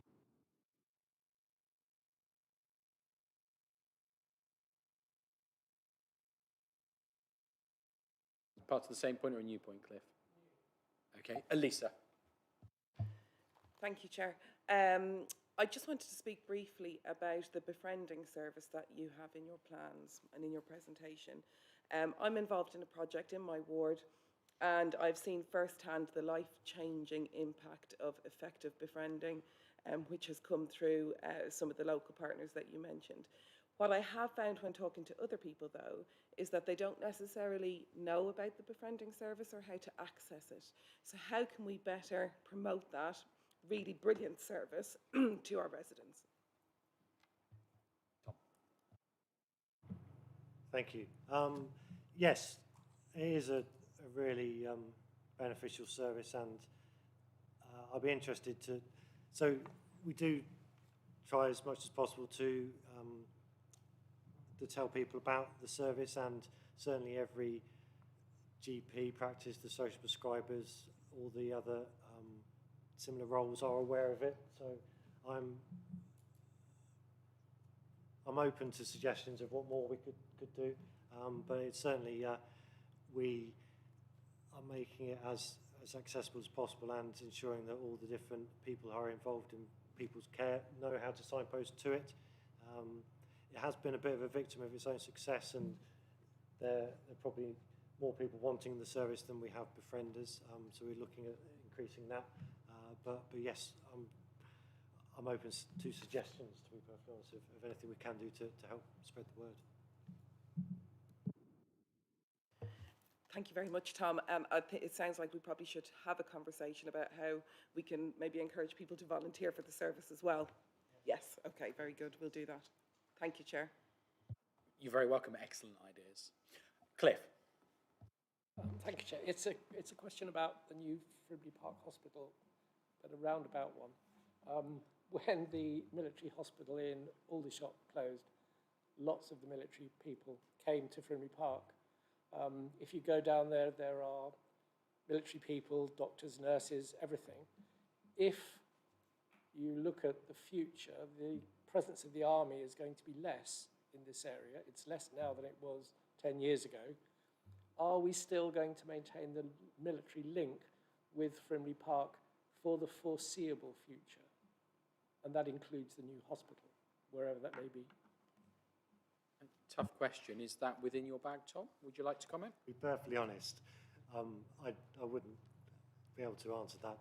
I've not heard or seen anything that it would change, and certainly those links to the services are very, very appreciated and would want to continue. So I cannot believe that Frimley Health would want to change anything there. But yeah, to be honest, I don't have any intelligence to be able to share on or to be able to answer that.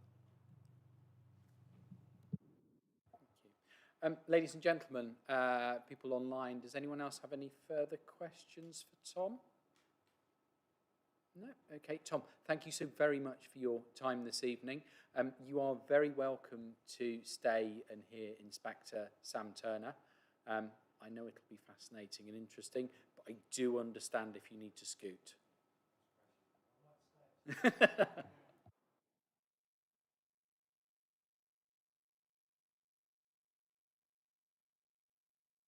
So, introduction to Surrey Police. So, Inspector Sam Turner, welcome. I believe you're interim at the moment. Is that fair to say? Yeah, that's correct. I'm holding the fort until Gemma Taylor, who many of you may have already met, returns in September, October time. Right, fantastic. So the floor is yours, as they say. Eddie's going to display my slide that I've produced. Thank you very much, Chair, for the invitation to be able to address all members and councillors and people online. I really appreciate it. It gives me an excellent platform to be able to talk about Surrey Police and the good work that's being done on the borough. Next slide, please, Eddie. So firstly, it's important that I speak about the policing crime plan. We're reaching towards the latter stages of that, but really it's important that we understand what the overriding plan is and how we implement and put that into action on the borough. So the top is preventing violence against women and girls in Surrey. That doesn't mean that there's any less focus put on our efforts to detect and pursue offenders that offend against boys and men, but it's important that we highlight that particular vulnerable group. We want to protect people from harm in Surrey, work with Surrey communities so that they feel safe and are safe, strengthen relationships between Surrey Police and our residents, and ensure that Surrey's roads are as safe as they can be. Next slide, please. I thought this slide was important so that members can understand the context of our policing response. So we have our specialist neighbourhood team who directly fall under my command. They're known as the SNT. I've got 2 sergeants, 6 police constables, 2 youth engagement officers, and 6 PCSOs with some vacancies in police community support officers. We've got our neighbourhood policing teams, MPT. They're 5 rotas of officers who provide a 24/7 emergency response. And they're supported by dog units, roads policing, and armed officers as well. We've got our domestic abuse team. It's been running for just over a year now, I believe. They're run centrally on the division, but they will deal with all intimate domestic abuse crime. And I believe that's a crucial improvement that we've made to ensure that we're getting appropriately staffed and trained officers dealing with that really high-risk area of our business. We've got child exploitation and missing unit, known as the CMU. They run centrally, and they provide specialist investigative support to our our borough teams dealing with those particular individuals who come to notice repeated missing events. We've got our CID, again, run on a divisional basis, and they will respond and have the capacity and investigative skill to deal with some of our most high-risk crimes or complex investigations. And we've got our child abuse team, known as the CAT. Again, they will be involved with particular crimes involving children, where we've got vulnerable child victims, and they work very closely with child services involved in strategy discussions, and they're a very important part of our business. Next slide, please, Eddie. So on my computer screen, when I was creating this, I was able to see the stats there. It doesn't necessarily work very well for me trying to read that, unfortunately. Hopefully, if you can view the screen at home, you'll be able to see it in a bit more detail. I guess the main point is that in general terms, crime is down. Those numbers from memory are very close, albeit there's quite a bit of green in there. We're talking very marginal figures. Year on year, crime has risen, but what is important for me to really highlight is that Surrey Heath continues to be a very safe place to reside. And the figures that I can read on the side there demonstrate our figures. The total notifiable offences are significantly lower than the other boroughs on the Western Division, which Surrey Heath is part of. And I think we were around 4,500 total notifiable offences. So in general terms, Surrey Heath is an extremely safe place to live, and I'm confident that we provide a really good policing response. I know that some of those figures in red that will probably be cause concern will be robbery. I have since looked at those. Part of our borough encompasses the prison, and some of those figures are made up for offences that occurred at the prison. We do have a prison liaison officer that engages and provides us with a really good working relationship, and we will proceed where we have sufficient evidence to tackle those offences. Next slide, please, Eddie. Going back to how do we protect our communities and how do we deal with the most vulnerable, I thought it was important to have a slide there to explain that we do act upon our community intelligence, and over the recent months we've executed 1 modern-day slavery warrant and 6 drug-related warrants granted by our magistrates.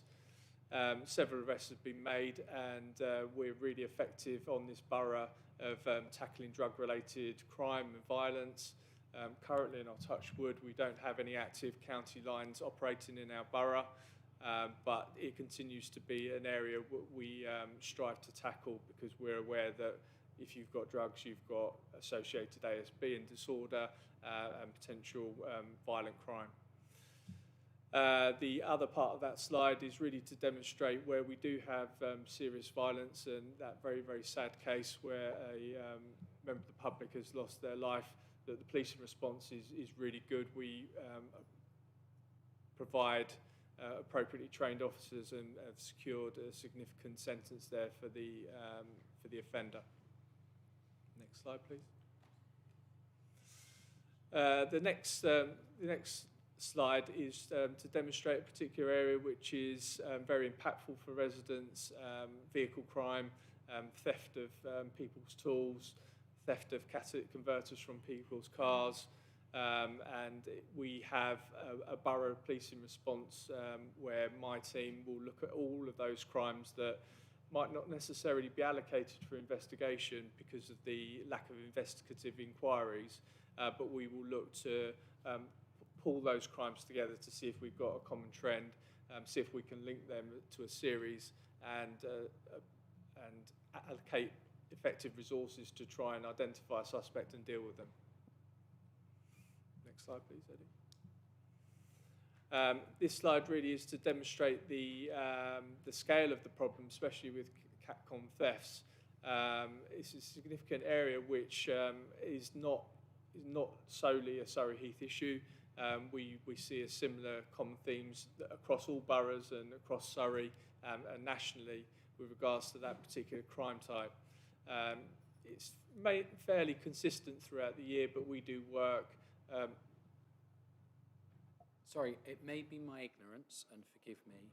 I have no idea what CATCOM means. It sounds like a computer game from the 90s. Course. Yeah, sorry, I must remember that everyone's not au fait with. So catalytic converter.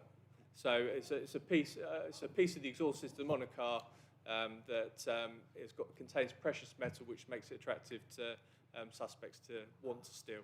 That makes sense. Now I've seen a picture of someone with their head under a car. That now makes more sense. Yeah. Apologies about that. Next slide, please, Eddie.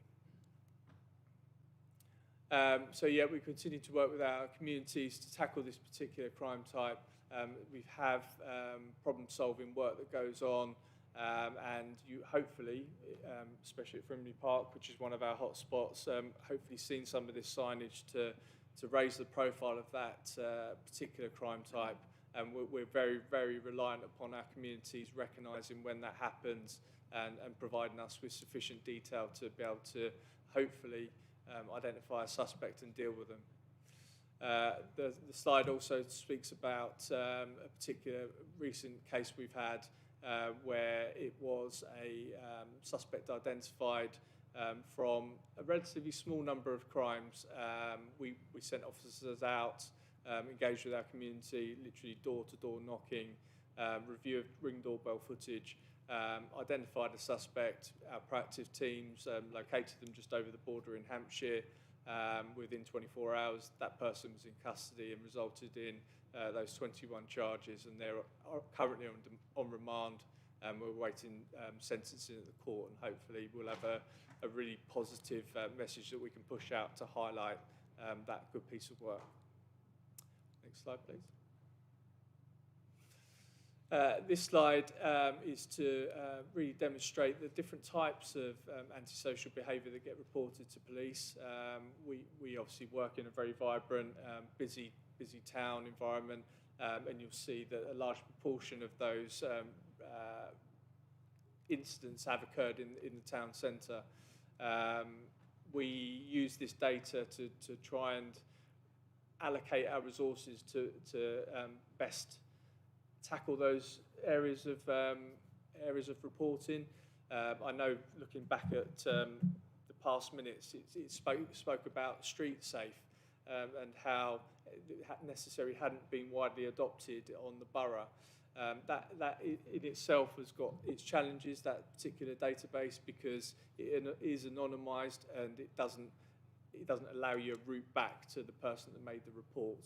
And it also doesn't tell you, is it just one person making multiple reports? So I'm not too concerned that necessarily the take-up for Street Safe isn't what we would like, and this data here provides us with a more accurate picture of where our hotspots are for antisocial behaviour. Next slide, please. Can I ask, because obviously on this map, so Windlesham's not really on it and North Chobham, so is there nothing going on there then? I was limited to the amount of space that I could have, and to be fair, that where you see the data plotted on there is where our significant areas of antisocial behaviour is reported. That's not to say that ASB doesn't happen in those particular areas. Okay, thank you. I think I've learnt about a new place in Surrey Heath, Colony Bog. I have never heard of that before, but it's on the map. This slide is to demonstrate that, albeit the numbers that we have there are significant, we wish that they were significantly lower, but in comparison, Surrey Heath remains a very peaceful place to reside, and in comparison to some of our other boroughs, very low for reporting. Slide, please. As part of our legislation to tackle antisocial behaviour, we do have dispersal orders that we do use. I'm more than comfortable to authorise those. They have to be authorised by an inspector, and we will authorise them based on reports that we've had, and they're not a long-term measure, and we will look to utilise other legislation and tackle repeat offenders. I'm not reliant upon them, and I don't want them to be seen as a long-term enforcement measure, but it's important to highlight that actually we do have that available should we require it. Next slide, please. We do a lot of collaborative working. I'm pleased that Accent Housing were here tonight to be able to answer some of those questions, and we work with Accent very, very closely. It's an area where we are particularly effective at working. We will close properties down if there's significant antisocial behaviour or crime associated with that property. Closing a property is extremely impactful, but it really is a last resort for us. To achieve that, we have to evidence the support that we've sought to put in place and all the intervention that will have occurred before we reach the point of having to close a property. But it's important that to highlight that we do have that as a tool in our kit to use, and with regards to ultimate eviction and repossession, that is a matter for Accent Housing, but the first stages of closure of a property or partial closure of a property to protect a resident will sit with the police. Next slide, please. This slide is really to talk about our engagement with the community and how we link in with our residents. We run very proactive Meet the Beat opportunities available for residents. We have a very active Facebook page, and I would encourage you all to follow that, please. And when you have your engagements with your residents, to really push that out. It's a really good tool for us. I accept that there will be people that are not digitally minded. We're extremely accessible on the borough. We're seeking to get some funding from our Police and Crime Commission for some e-bikes to get out there as well. We borrowed some from Woking and found them to be very effective. But I would say that the police are probably more open and accessible than we've probably ever been in my 20 plus years of doing this job. And I would hope that your residents feel confident in the police. Yeah, we're out there working with Neighbourhood Watch. I would encourage, if we could look to increase that Neighbourhood Watch capacity, would be great for us. And I think that is the last one. Thank you, Eddie. Thank you, Chair. Welcome any questions. Thank you. A very important presentation. Ladies and gentlemen, obviously people online as well, do we have any questions of Sam this evening? Morgan and then Murray. Was that a hand up, David? No. So Morgan and then Murray. Thank you, Chair. Just a question with the comparisons to the other boroughs in Surrey. Obviously, where we are located in terms of on the border of Surrey, do you compare data with neighbouring boroughs such as Hart, Rushmore as well? I'm just wondering if that's something you look at as well. I don't. I'm very Surrey-centric and all about Surrey Heath. So it's not something that we compare ourselves against those particular forces and boroughs. We have good working relationships with our counterparts in Hampshire and Thames Valley Police. And from my point of view, I know that crime that affects those particular bordering boroughs will no doubt have an impact on us as well. So we have effective intelligence sharing, and if we've got a particular crime hotspot with vehicle theft, for example, we're very proactive of going out, seeking information from our bordering forces to understand who's offending on theirs, and actually can we link them to our Surrey crime. So not specifically, but it's certainly part of our consideration. I've got Murray and then Julie. Murray. Yes, that was very interesting. One of the issues that was completely conspicuous by its absence is the problem of speeding. In some of the areas, particularly in the area I represent, it's quite a severe problem. Have you any ideas about doing something about that? It's an issue which frequently presents itself to me. With regards to the physical furniture and traffic calming, obviously that will sit with Surrey County Council. I would encourage you to highlight any issues to them. From a local policing perspective, we have a casualty reduction officer. We also have members of our team that will come out and use speed detection equipment if we have a particular area that's raised up for concern. And we also will look to, if we have repeat offenders, we will look to target them specifically. So we do have capacity within the borough to be able to deal with particular speeding issues, and would encourage you, if you've got a specific location, ideally at specific times that are causing concern, then please notify us and we'll assess it and look to see where our best response is. If we've got a particular vehicle, I'd rather target that specific rather than a generalised issue.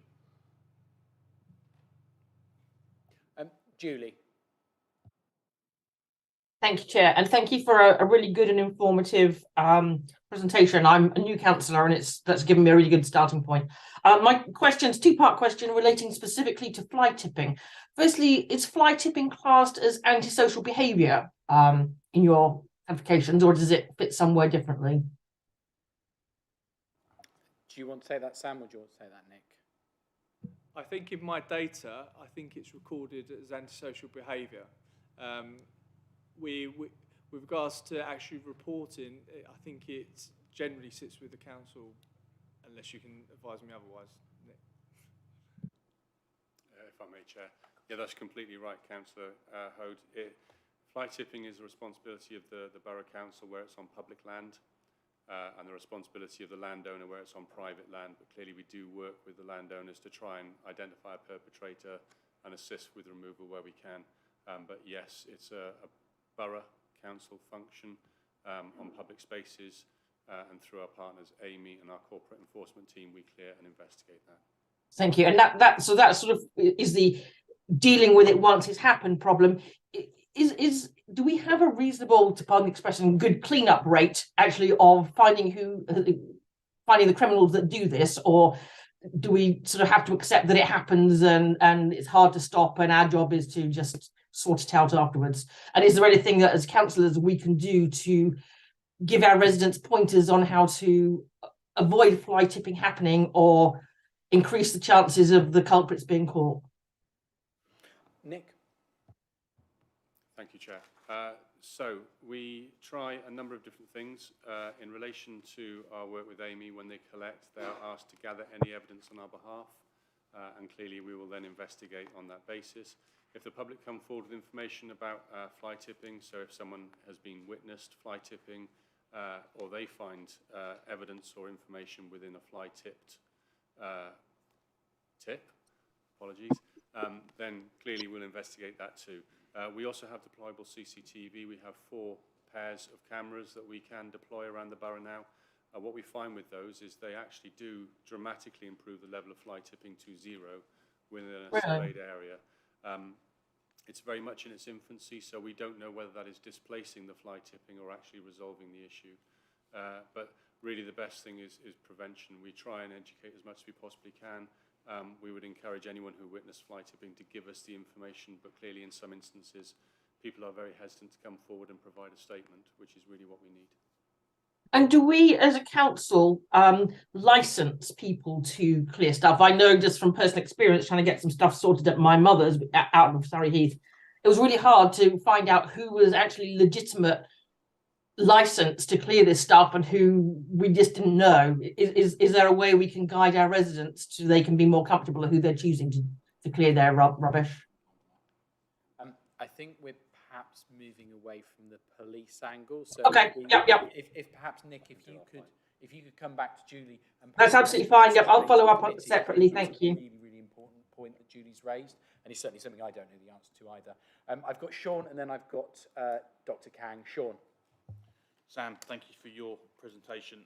2 things really. One of them is, up until recently, working really closely with Roxy, reference the issues around delivery drivers in the town centre. Do those figures appear in these ASB incidents, or are they not, would they not be classed as ASB incidents? Because I couldn't find a heading under which that would fall. I'll give you a second question as well. Unrelated to that and more relevant to the Old Dean ward, I still get the, there's never enough police around and all those conversation pieces. And I know that historically Natasha Hill, PCSO Natasha Hill would run Meet the Beats, but no one turned up.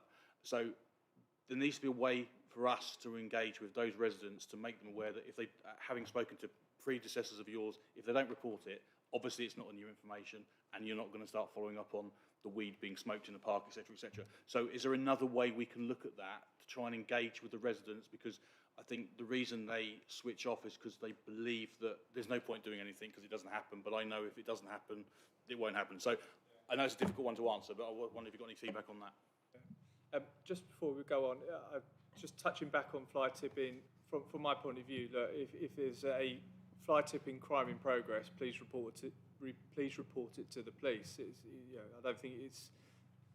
We might not prosecute it. We might liaise with borough council, but if somebody sees a fly tip in progress, please don't think it's just like the council. Please report it. We'll respond, and then we can decide who's best to lead on that prosecution if we're able to get hold of those suspects. So that's one thing we have worked in the past with borough council on joint operations, looking at whether somebody's got disposal permit. I can't think of the proper term, but we have joint working. So that's just to touch on that for you, Julie. Going back to Councillor Garrett's questions, the data is so a call comes into the police. Every call that comes in will have a closure code appointed to it.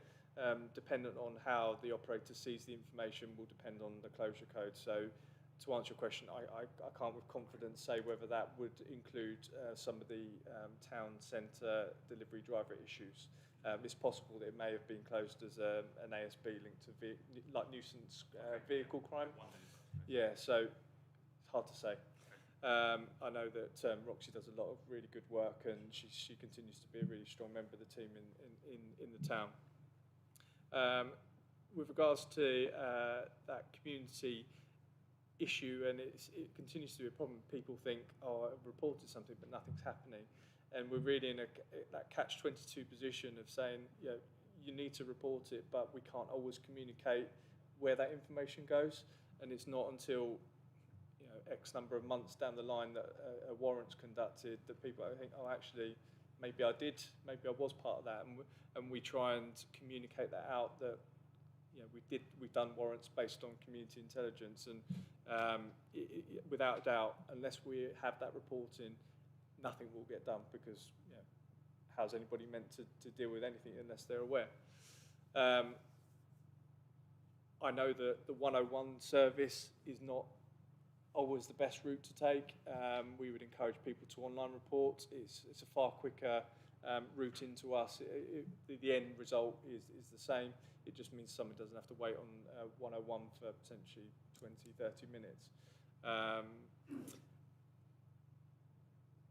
I think it's important for us, from a neighbourhood policing team, that when we have our Meet the Beats, that we communicate out to our councillors to say, look, we've got this, can you maybe use your connections and your channels to get that message out, because there will be people that don't have Facebook or won't have seen our digital media stuff that maybe we wouldn't be able to reach. So I'll be encouraging my teams that when we have these events, or when we're attending Frimley Carnival or other borough place, that we communicate out we're going to be there, and so that we can use your influence and your key contacts to be able to put that message out there. Of course you can.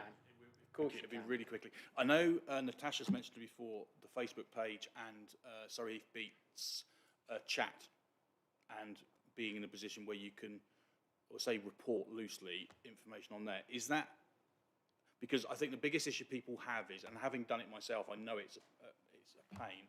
When you go online to report something, you've got to go through reams and reams of paperwork and but I know if you went onto the Facebook chat and said, there's this happening here, and I know you speak to someone live, is that a more effective way, or is there not enough people in the call centre to deal with them if suddenly you got an influx of those? I'm probably not best placed to be able to answer this, because I don't have a true understanding of our reporting functions, but I know we have a team that works on our digital contact. Effectively, they're all trained, and it all gets funneled into the same machine. So whether you Facebook live message us, or whether you fill out a form, the end product is the same, and it's all assessed to the same criteria. So even if you reported via Facebook somebody's in a park smoking some cannabis, they would still categorise that based on the threat harm risk, and decide whether we need to make an immediate deployment of police resources.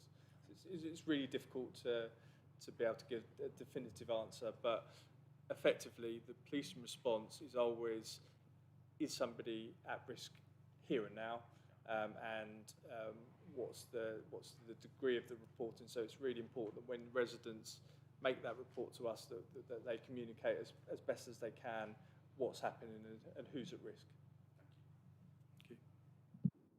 Cool. Dr. Kang.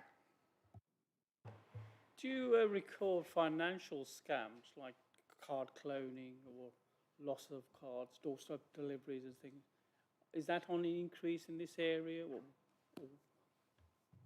Yeah, it's an area which is a challenge, and we know that people scamming or involved in fraud will target elderly and vulnerable persons. There is a local response that we call Op Signature, where we use our borough-based resources to go and do follow-up work with people who have been a victim, where there's potentially there isn't an identified suspect. So yes, we do record it. If we're able to identify a suspect, we will investigate and look to prosecute individuals. There's another arm to us where we call it a call to service, where we will go along and we effectively do a risk assessment, look to see what practical support we can put in place to hopefully mitigate the risk moving forward. But yes, it's an incredibly sad and impactful crime, and it's disgusting, frankly. But yes, we do have a response.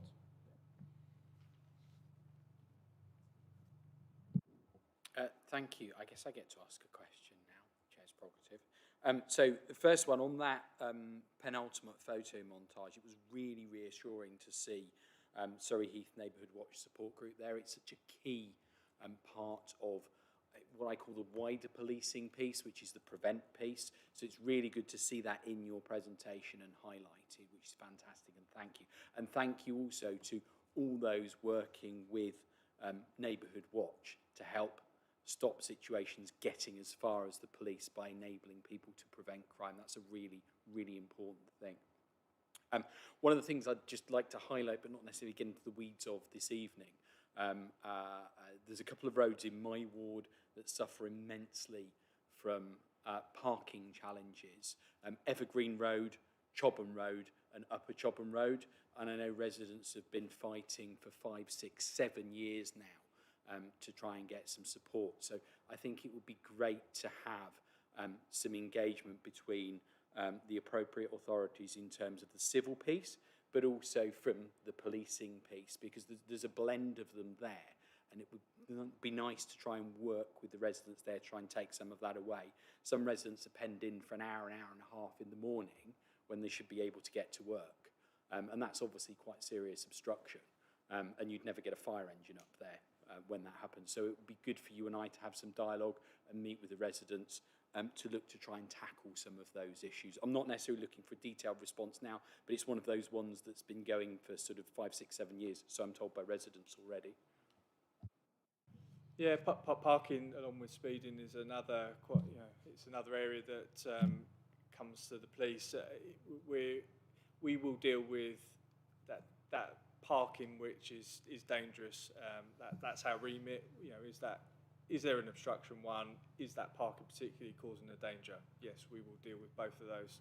If there's like double yellow lines, obviously that's going to fall outside of our remit. But I'm keen that if we have a particular vehicle as repeat offender, take pictures, send it in, and then we can filter that out and get a localised SNT response. And I think it's empowering residents again to be able to gather the evidence. We appreciate the police are incredibly busy with different crime, as it were. So it's empowering residents to support the police to make that communication with the offender earlier on, so they don't end up in the criminal justice system. They're kind of nudged to save them taking up court time with more serious offences. We very much operate on a ladder scale, basically. You know, we want to have that face-to-face engagement with ex-resident to say, actually, do you know your parking is affecting, or this is the outcome of your parking, and seek to change your behaviour rather than look to give out tickets or some kind of prosecution angle, because generally it's more appropriate that we pitch in at a lower level and look for intervention engagement. Thank you. Any further questions? I've got David. Any questions online? David, you're the final question this evening. Hi Sam, nice to meet you. I'm a new councillor as well. I just got one question. In view of the recent Met decision to not attend so many mental health emergency call-outs, are Surrey Police having the same conversation or the same thoughts? I actually met with the Police and Crime Commissioner the other day, and I know that she's been quite vocal in the media, and the position for Surrey Police will be set out at a far higher rate than myself. Police response to mental health crisis, I believe it is right. You know, we want to actually prevent harm to our communities, and if the policing response can prevent a loss of life, then yes, of course, the police should be responding to that. I think the message that has been put out, and I agree with also, is that we want a person in crisis to get the right care first time, and in not every case, a police officer being in front of that person may not be the right person to have that engagement and provide that care. So I don't think we're ever going to be in a position where we can say police will deal with that, won't deal with that, because each case has to be assessed on its own merits. But for me, we want the right people with the right skills protecting our communities. That may be a community mental health team, that may be an ambulance, that actually may be a member of the public who's out in public in crisis, and it's the police that use very specified powers under the Mental Health Act to protect them.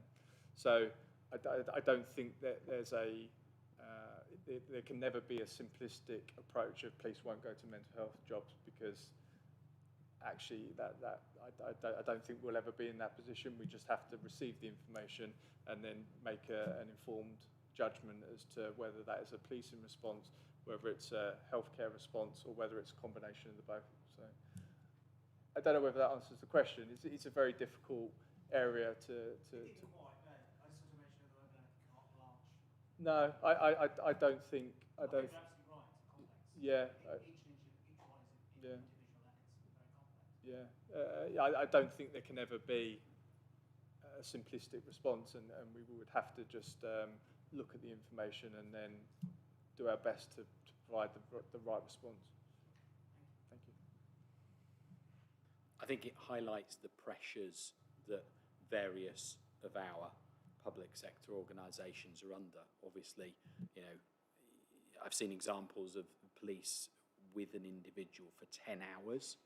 That's a long time to not have the appropriate medical care for someone who's in crisis. And it also raised that question of how that person gets into that level of crisis in the first place. So I think it's a really valuable question. And I really commend the incredible work of police officers who know that, you know, they're saving one person, but they're in that impossible situation of other pressures as well. So thank you for all you do, and thank you very much for your time this evening.